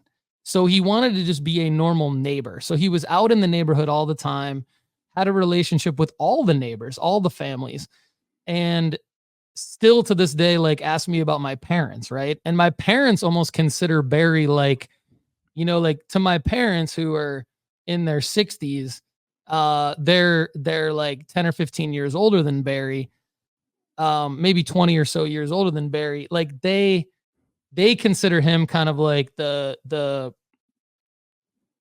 like their nephew that moved into the neighborhood. You know what I mean? So, he's just like a family member in our eyes. Because he was this mix of like wanting privacy, but also he more wanted privacy from the spotlight. He didn't want privacy from like family. And because his family was in Kansas, has always really been in Kansas and Oklahoma. We were all kind of, the neighborhood was kind of like his Michigan family.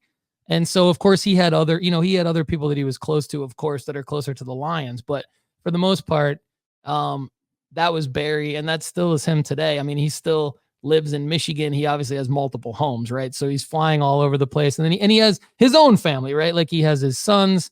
But I mean, I remember BJ Barry Jr.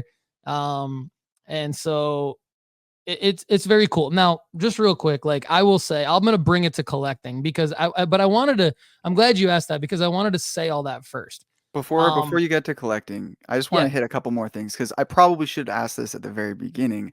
But as someone who isn't as into football and was younger than you were at the time, right? So I was born in 92, so I'm only 32 years old.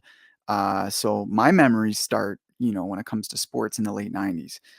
So like, could you just do like a quick 30-second Cole's notes of like the big bullet points of Barry Sanders' career, for someone, I'm sure a lot of my audience are more golf fans or fans of other sports. So just like the Cole's notes of his career. And then as a follow-up to that, do you have any memories as his neighbor relating to any of those career milestones? Like, seeing him pull out of the driveway when, he won a big game, or having a chat with him about any big milestones in his career. So, Yeah, kind of that's two a different great questions there. Yeah, for sure. I mean, I love talking about this, so just stop me if I'm getting a little bit out of control. But yeah, I mean, Barry Sanders in terms of his career accomplishments, we're looking at, he played 10 seasons in the NFL. Every single season, he rushed for well over 1,000 yards. He rushed for 2,000 yards in 1997, 2,053 yards.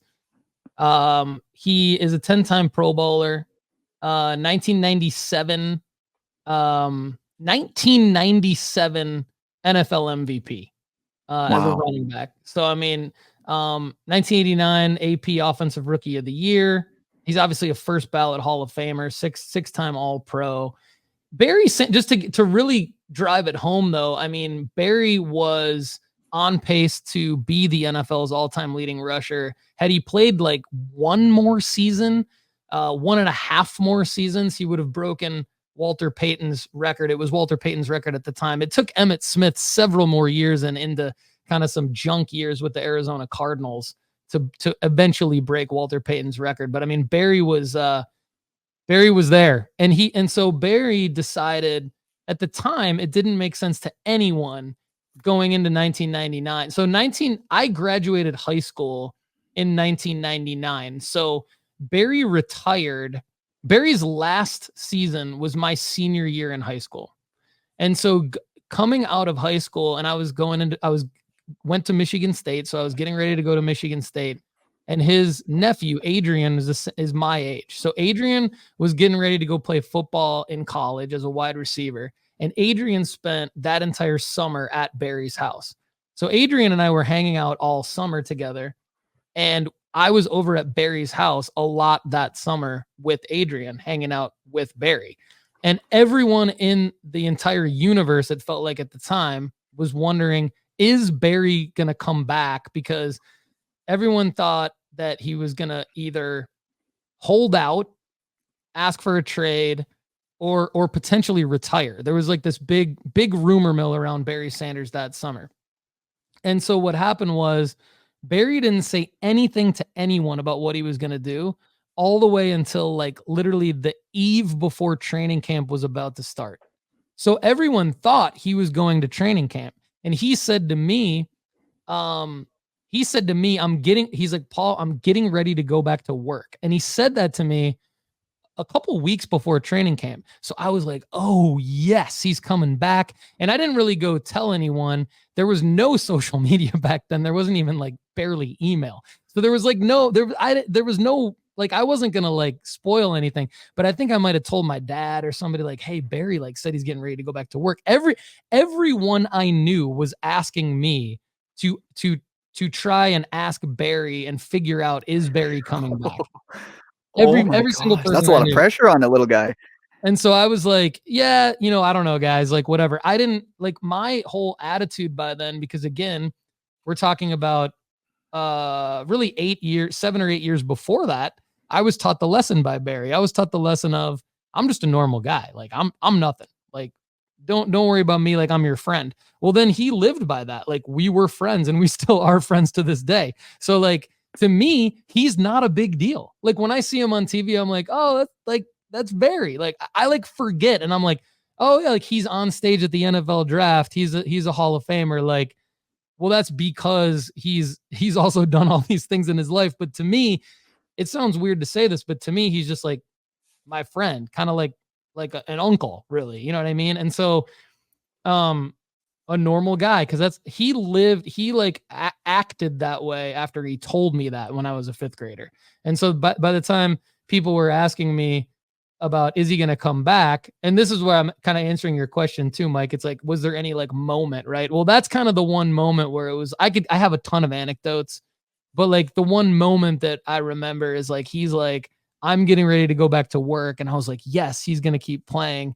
And then literally like a week later, he decides he's going to go to London on the eve of training camp and just kind of screw everybody. Everyone was pissed at Barry. If you guys haven't watched Bye Bye Barry on Amazon Prime, it tells you this whole story, and it does a great job. And that's exactly how it was. So to me, that experience, now, if it kind of makes sense to you guys. So like I played golf with Barry Sanders. I took my girlfriend's dad and my grandpa, and I was the first person to play golf with Barry Sanders. Barry Sanders signed a poster for me that says, "Paul, thanks so much for the golf lesson, Barry." And it's him on a Nike poster. It's a beat up Nike poster that I had in my room when I was a kid before I even knew Barry, right? So now when you're me and you're coming back into the hobby and you find your old Barry Sanders card collection, and you find your old Ken Griffey Jr. card collection, and it's all beat up and it's cool. It's nostalgia. It's awesome. But now you're looking at like the opportunity to say collect Barry Sanders, right? You're looking at the opportunity to buy a 1989 score PSA DNA certified auto PSA 10 card grade grail, like a grail type Barry Sanders card, for example. Now, I don't want to come across cocky in any way here, but because I do relate to the person who doesn't have that experience with Barry Sanders. Like I'm like maybe one of 3 or 4 people, like me and 2 other people that I grew up with on my street, that have that experience with Barry Sanders. Every other collector potentially that could be watching or listening to this has no chance of having that experience with Barry Sanders, but they might love Barry way more than I do. And who am I to say that they can't go PC Barry Sanders? That is, I love that. Barry Sanders loves that. Everybody loves it. That's great. For me to go buy a Barry Sanders card doesn't mean anything. I already have the experience of all of that for myself. And I've rarely told this story to anyone. Like this is actually a story that like my wife likes about me. And so occasionally if we're at a dinner with like someone and it's appropriate, she'll be like, "Oh, tell him that story about when you first got Barry's autograph." And then everyone's like, "Oh, that's a cool story." That's the only time I ever tell that story. And so I feel like for me to PC something, what I realized is that I started a PC, and then as I was PCing it, I was kind of like, this doesn't mean anything to me. Why does it not mean anything to me? Why do other people's PC mean something to them? And I would listen to the stories. I would listen to the Iowa Daves, to the Mike Lakustas, to the Jeremy Lees of the world, the content creators that I really, really respect, that have great PCs, that like have great reasons behind their PC. And I would be like, why don't I have that? And then I kind of unpacked it to myself, and I was like, well, I think that I just have a different experience with professional athletes. I have an experience that after the whole Barry Sanders thing, I went and worked for the Detroit Pistons for 7 years.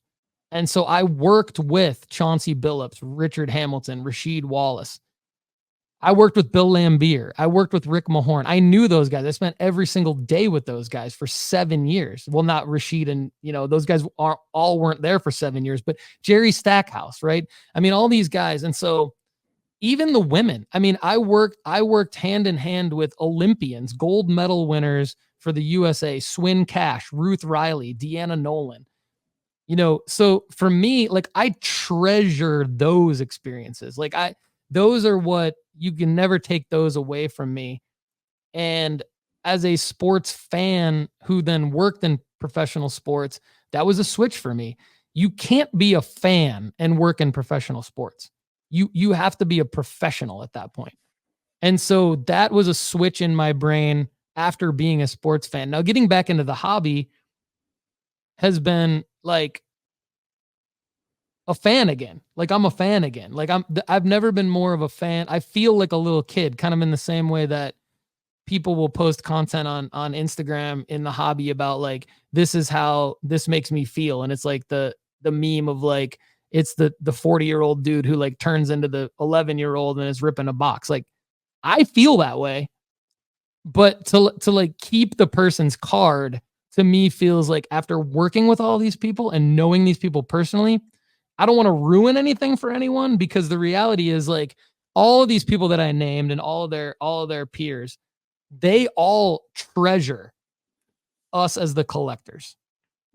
And they know what it means for all of us to collect them. So I don't think I'm going to ruin anything by saying this. I've just been on the other side of it. Like I just see like the piece of the piece of cardboard, the piece of shiny cardboard to them with their autograph on it means absolutely zero to them.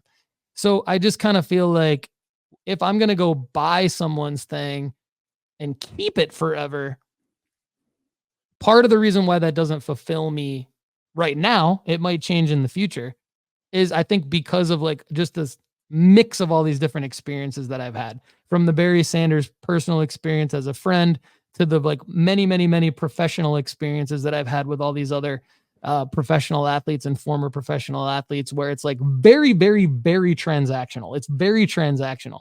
Like I don't think Barry would sign anything for me today. I think the last thing he signed for me was in like 1999 or 2000, at the end of his playing career, but before he had business deals where he only, all these athletes, they only sign through these business deals, through their agent, through their whatever, their representation.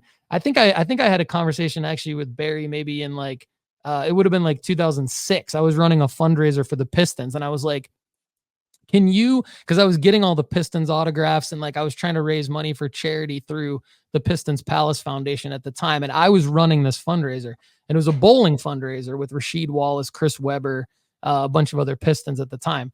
And I was like, Barry, will you sign something for me for this, for charity? And he was like, you got to go through my representation. So it's just very transactional.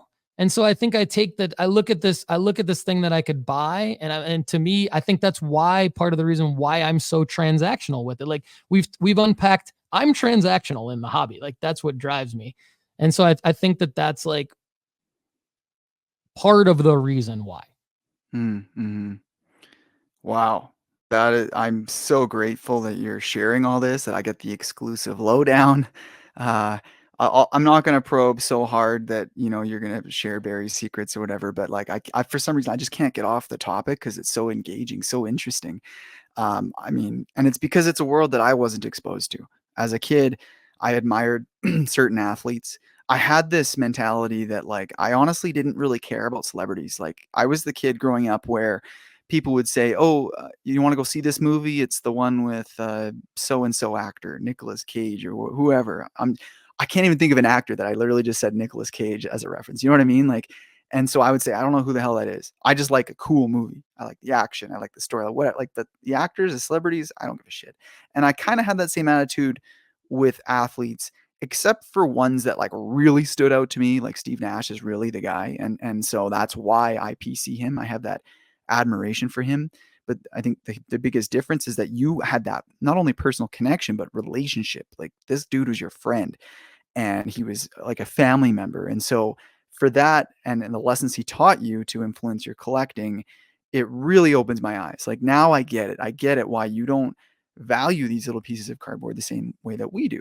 However, I do see two different sides of the coin. One is that you can develop this perspective about the players. And so you've tempered your fandom. You've allowed yourself to not put these athletes on a pedestal and obsess over them. And I get that.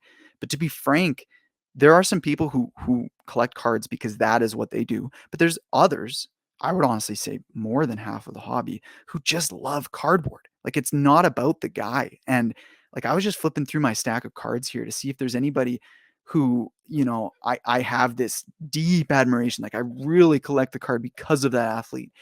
And 90% or more of the cards I just flipped through were honestly, I just collect them because I love the way the card looks. It's someone who just kind of sparks a memory more than, I honestly don't even know very much about a lot of the athletes I just fondled through. So, and I think it comes from a difference in background. So, I'm a bit younger than you, and I grew up in the late 90s when Pokemon came out, and Pokemon was huge. Like I shared this in my origin story, episode 1 of Fondling Cardboard. Walking through the hallways, you just saw kids anywhere from 6 to 12 years old holding Pokemon cards and trading them and laughing and playing. And as I think I was in maybe kindergarten or grade 1. I think it was kindergarten when they first came out. And so like, you're really impressionable at that age and you're looking at these things that are being treasured by the older kids and you're like, whoa, this is special. You know what I mean? But they're just magical, mystical creatures. Like, it wasn't athletes. There's no admiration for Charizard, whatever. It's the cardboard. It's the game. It's, and so growing up, kickstarted, a 8-10 year period of my life where I was playing these games. I was going to regional tournaments and shuffling the cards and playing and throwing them all on the table, and in between, Friday Night Magic rounds and whatever, pulling out your binders and doing trades and learning about value and business and getting ripped off and learning so many lessons to do with the hobby, the cards themselves. Then, once I got more into sports and pandemic happened and all these other aspects of my life where I'm seeking for an escape to unwind from the pressure and the stress of life. I'm looking for something, a hobby, when we're all stuck at home, and I love sports. I love golf. That's where I'm looking for little bits of cardboard to sift through. And you know what I mean? Like, that's what I get out of the hobby. It's not that I'm holding this Tiger Woods patch card and I'm looking at this piece of shirt and I'm saying, oh my God, like I can't believe I have a piece of Tiger Woods shirt. Tiger Woods is somebody I really look up to, but I have this card almost because I wanted a patch card of Tiger Woods. Like, it's not. Anyway, so I think that's a big difference, and maybe you can address that. Maybe you can address, why haven't you really gotten the bit by the bug when it comes to the actual cardboard? Because I think you said you can have that same feeling as a 40-year-old dude ripping through a box of cards, feeling like an 11-year-old kid again. So if you do have that feeling, even though you don't have that desire to collect a particular player and have a player PC or whatever, or even a team PC, you've got that fulfillment through your experience working for the Pistons and whoever else, why don't you still have that drive to just want to collect the cardboard? Yeah, you've certainly opened my eyes to kind of like the art behind it. I think the art was one thing I was cognizant of when I first re-entered the hobby a few years ago, 3 or 4 years ago. And I've kind of forgotten that. And then you've reminded me of it in a very, very nice way throughout our conversations. And I think that's a big thing that I forget about. So I get that. And I do get the feeling a lot with the cardboard and the slabs, to be honest. Like, I think slabs are cool. I think the fact that we have multiple grading companies out there who can assess the condition of the card, it's highly debatable. We could spend hours on, like, how good of a job each grading company does at that, right? But there's human error involved a lot of times, and although a lot of companies are trying to automate things, and of course there's grading companies now that are all, that have nothing to do with human grading. So I'm fascinated by all of that. So I like cardboard and slabs. I think everything between, the cardboard, the chromium, the slabs, like, I love all of it. I love the hobby boxes. I love the retail stuff. I love the hanger boxes and hanger packs. I get the feeling. I think really the only difference is that, like, how long do I keep the card? I think is the only difference. I feel, and this is going to sound like kind of geeky, but like, I feel cool when I have cards on my desk, when I'm able to flip through the cards. And I love that. I think, like we kind of unpacked in the last time we talked, there's two things. I think number one, there's the minimalism piece that as an adult that's happened more recently in my, like, really in the last like 5 or 6 years. And the second piece is just how long I want to keep it for is different, I think, than like a true collector. I think obviously a true collector doesn't really think about how long they want to keep it for. It's like they want it, and maybe it's assumed that it's going to be theirs forever until they decide for whatever reason that they want to part with it. And then even then it's hard for them to part with it. And I think I'm buying it to have the experience, and my fulfillment comes just in a more transactional way at the end, like knowing I'm going to sell it and kind of like pre-planning out, I'm going to have this card for X amount of time. I'm going to enjoy it for my own reasons during that time. I'm going to feel all the feelings, but then I'm going to get rid of it. So you do enjoy owning the card. You do admire the card. You like having it because, I mean, maybe this is your way of really getting collectors on board, Paul, because we don't feel like people who are just focused on investing and flipping, we don't feel like they have an appreciation and a respect for the cardboard, for the cards that we obsess over. We treat them like art, but art is a great way to look at it. Maybe it's, only 75% of the feeling. Like at the end of the day, there's something else. Like if I were to look at a painting or a drawing or whatever of an athlete that could be way more intricate and valuable and whatever than a trading card, there's something about it actually being a trading card that's manufactured by a licensed manufacturer or unlicensed, whatever.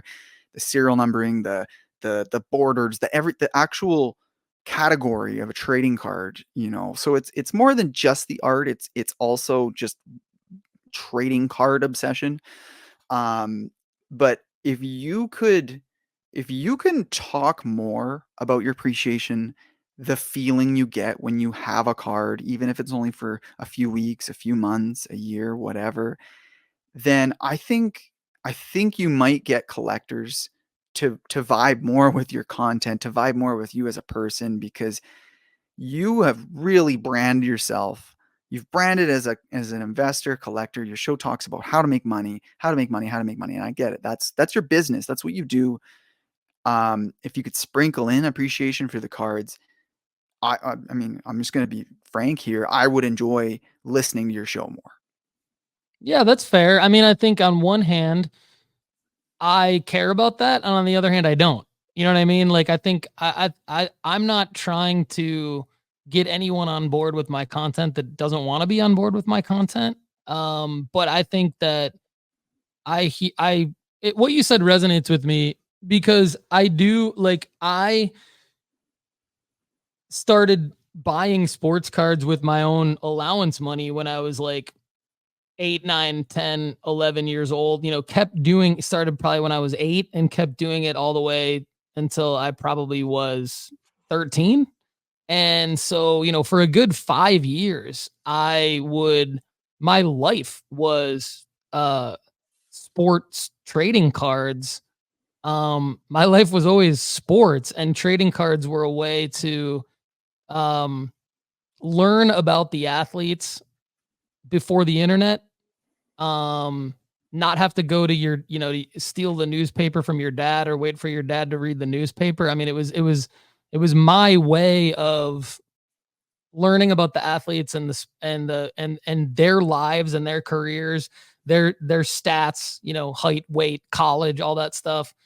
I'm a sports information geek at heart, and cards gave me that, but then they also gave me, I think, what on a personal level you've talked about it on fondling cardboard and part of your origin story. Like, for me, part of my origin story is that, like, as I made friends as a little kid, I did it through sports cards, like the kids that played Tecmo Bowl with me that bought the Pro Set 1989 cards and the Topps 1989 football. And, I would want to put together the sets of, the NFC North division at the time, of all the NFC North teams, because the Lions were my team. And so just having that pride and affiliation with the Detroit sports teams, collecting 1989 and 1990 hoops, NBA hoops, was another big passion of mine. And trading with my friends,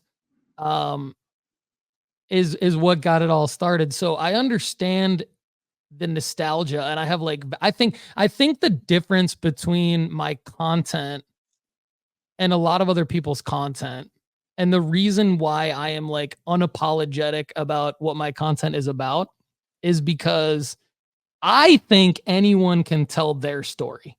And I think anyone, and a lot of people, certain people are a lot better at telling their story and unpacking other people's stories and making it interesting or valuable to an audience.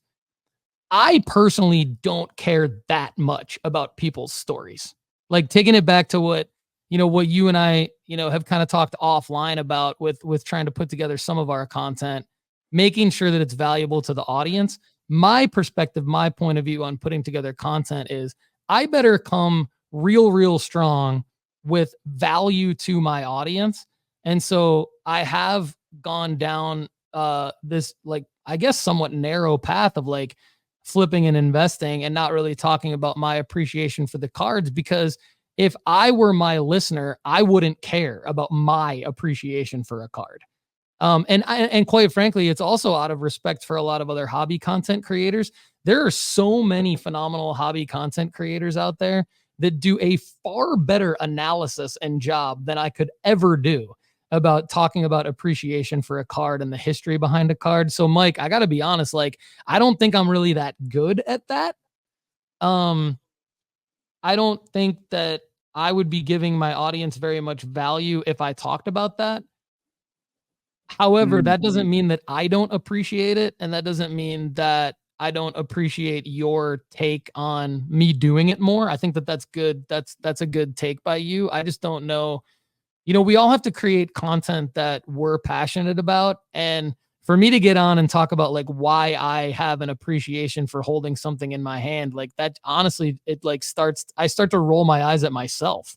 I'm not trying to roll my eyes at other people. Other people are better than I am at doing that. But I think what I'm really good at is what I do. And so that's kind of why I stay in that lane. Yeah, I really respect that you're not buckling under the pressure. I'm asking you, talk more about your appreciation for the cars, blah, blah, blah. And the fact that you can unapologetically focus on your mission, even if it's, I'm not your perfectly targeted demographic, I still listen to a lot of your show, and that's okay. Be unapologetic, be focused, good for you, man, especially since you're making a living at this. I'm just a hobbyist. I I might roll my eyes at an episode I've done in the past. I'll use the cosmic example. People still go check out the episode, listen to it and give me the feedback, let me know how you feel about it. And I think the only reason I would roll my eyes at it is, maybe just spending too much time, obsessing over the shininess and the thoughts that are provoked when I'm looking at the card. Like, maybe there are some cringeworthy moments, but I don't regret producing content like that because it's true to who I am. I am a hobbyist. I am a collector. I have this feeling when I've got this stack of cards that I'm ripping something out of my soul to ship one of those cards off to somebody else and give up my ownership of the card. Whereas I know that you treat these things a little bit more like, if you can have it and appreciate it sitting on your desk and not have that gut-wrenching feeling that you have to get rid of it, props to you, man, because we can't Yeah. own these cards forever. They're not going to get buried with us when we die. So at some point, we all have to get rid of cards. So if you can do it sooner than later, you don't have that same feeling, that's okay, man, because if at the end of the day, if this is the only time that you open your kimono and share, that you really do get that feeling, you do have that connection to the cardboard when it's sitting on your desk, that's enough for me. We can still be friends, and we could have been friends even if you didn't get that feeling. But I'm glad to hear you do, because it means to me that you're not just treating these things like stocks and money, even though that's all you talk about. The fact that you're not this Yeah. this cold-blooded, soulless being who doesn't actually appreciate the card. I love to hear that. That's great, man. I appreciate it. I think to your cosmic episode, like, to me, I actually loved that. And I think we kind of had a bit of a breakthrough too here, because like I don't think I could do a very good job at, like, if I tried to do an episode like that, I don't know what I'm talking about. Like, I don't know, like, I'm not good. I appreciate the card. I want it. I want it in my hand. But I think other people are better at articulating that to an audience so that it's interesting to the audience. So I think if I were to try to do an episode on why I love Anthony Edwards' 2020 Silver Prism PSA 10. Like why I love that card and I like don't want to sell it. Like I'm having, like I'm selling it. It's selling, but like I also want to hold it. You know what I mean? Like because I like the card. I'm not good at like telling a story why. Like you would listen to that episode and you'd be like, that's horrible. Like it'd be like a horrible 5-minute piece of content. But I think your cosmic episode was actually really good because again, like to me, it was valuable because it was natural enough to you that you could do a good job explaining why. And I had never thought of that before. So to me, it was like I learned from it. I was like, oh, and so if you think about why people listen to us or appreciate us, I think it could be entertainment. It could be learning. It could be value, helping them do something, helping them make money happens to be mine. But yeah, good stuff, man. I think like once again, we've had a very successful conversation where people from two really polar opposite ends of the spectrum in the hobby have become have now understood each other very well and become very good friends, and I'm happy about it. You bet, man. And I'll just finish off by addressing what you just said because I don't think it would be as cringeworthy as you think. If you did an episode about a card that you were passionate about, I think people connect with passion. They don't connect with a formulated enthusiasm. If you are truly inspired by something and you talk about it, I think it would be engaging. When I did that cosmic episode, honestly, I felt vulnerable. I probably re-recorded parts of it over and over again because I'm like, man, I'm putting myself out there and it's kind of a weird, it feels like a very nerdy thing to dig into. And I know we're all nerds in this hobby, but do I have that self-confidence to really talk about that? And that's all it really is. If you were to try something like that, I know you probably won't, but this is me again trying to nudge you in back into my end of the spectrum. I don't think it would be received the way you imagine. But the other thing I wanted to wrap up with is, do you still have your PC? Like I'm sure people are listening thinking, you got this card signed by Barry. You had this poster, Barry Sanders, whatever, talking about thank you for the golf lesson. Like, do you still have this stuff from 30 plus years ago? I do. I have the thank you for the golf lesson poster, and I have a lot of other really cool stuff. So I do have that as part of as technically it's a PC. It's not You do have a PC, Paul. There we go. There it is, Mike. You can't top this stuff that's in your PC. So if you can't get things that give you that same hit of dopamine, adrenaline rush, whatever it is, that's okay. You got a PC. I got a PC. We're breaking the news. We're breaking news. I have a PC. It also it's a very, very small one. Barry Sanders. There's a Magic Johnson piece in it. We can talk about that in a future episode. And I'm going to take you up on this challenge. I think I like a challenge. I like creating content and I love the hobby. I think my parting shot for today is like, I never thought that I would meet so many great people. I'm excited to go to upcoming card shows. I'm excited to continue to create content and be part of different communities in the hobby and continue to meet people. So much positivity, so much support, so many people that are just such great people that I never would have otherwise met. And so I not only love that, but I love a challenge. I respect you. I respect your ability to create content. And I know a little bit about your process in terms of like how you get to what you feel you're going to actually publish. And so I think I'm going to challenge myself to appreciate a card to the point where I could maybe tell the story about it, and we'll see where that goes. And you bet that Fondling Cardboard's going to get the exclusive, or at least the behind the scene, like the offline text message conversation, one-on-one conversation about what do you think about this before it gets published. Let's go. I honestly, I think people would look at you as a lot more well-rounded hobbyist. This is a profession for you. You know, you've gone all in your show, in your business of flipping cards, etc. So it's hard when that's all you're doing day in, day out, to have, that focus on appreciation for the cards. But if you can do that, I think it would open your eyes. I think it might grow your audience. I know my listeners would really appreciate it. So I can't wait for that, Paul. All right, that was super fun talking with Mike. I know it was a little bit different than what we normally do here on the Sports Card Strategy Show, but everybody rest assured that the next episode, we're about to get right back into helping you make money flipping sports cards. I'm Paul Hickey. For everybody here at nooffseason.com, have a great day. Thanks so much for being here with us on the Sports Card Strategy Show. To connect with us further, please subscribe to the YouTube channel at youtube.com/Paul Hickey. Please also give us a follow on Instagram at Sports Card Strategy and on X at NoOffSeasonCard.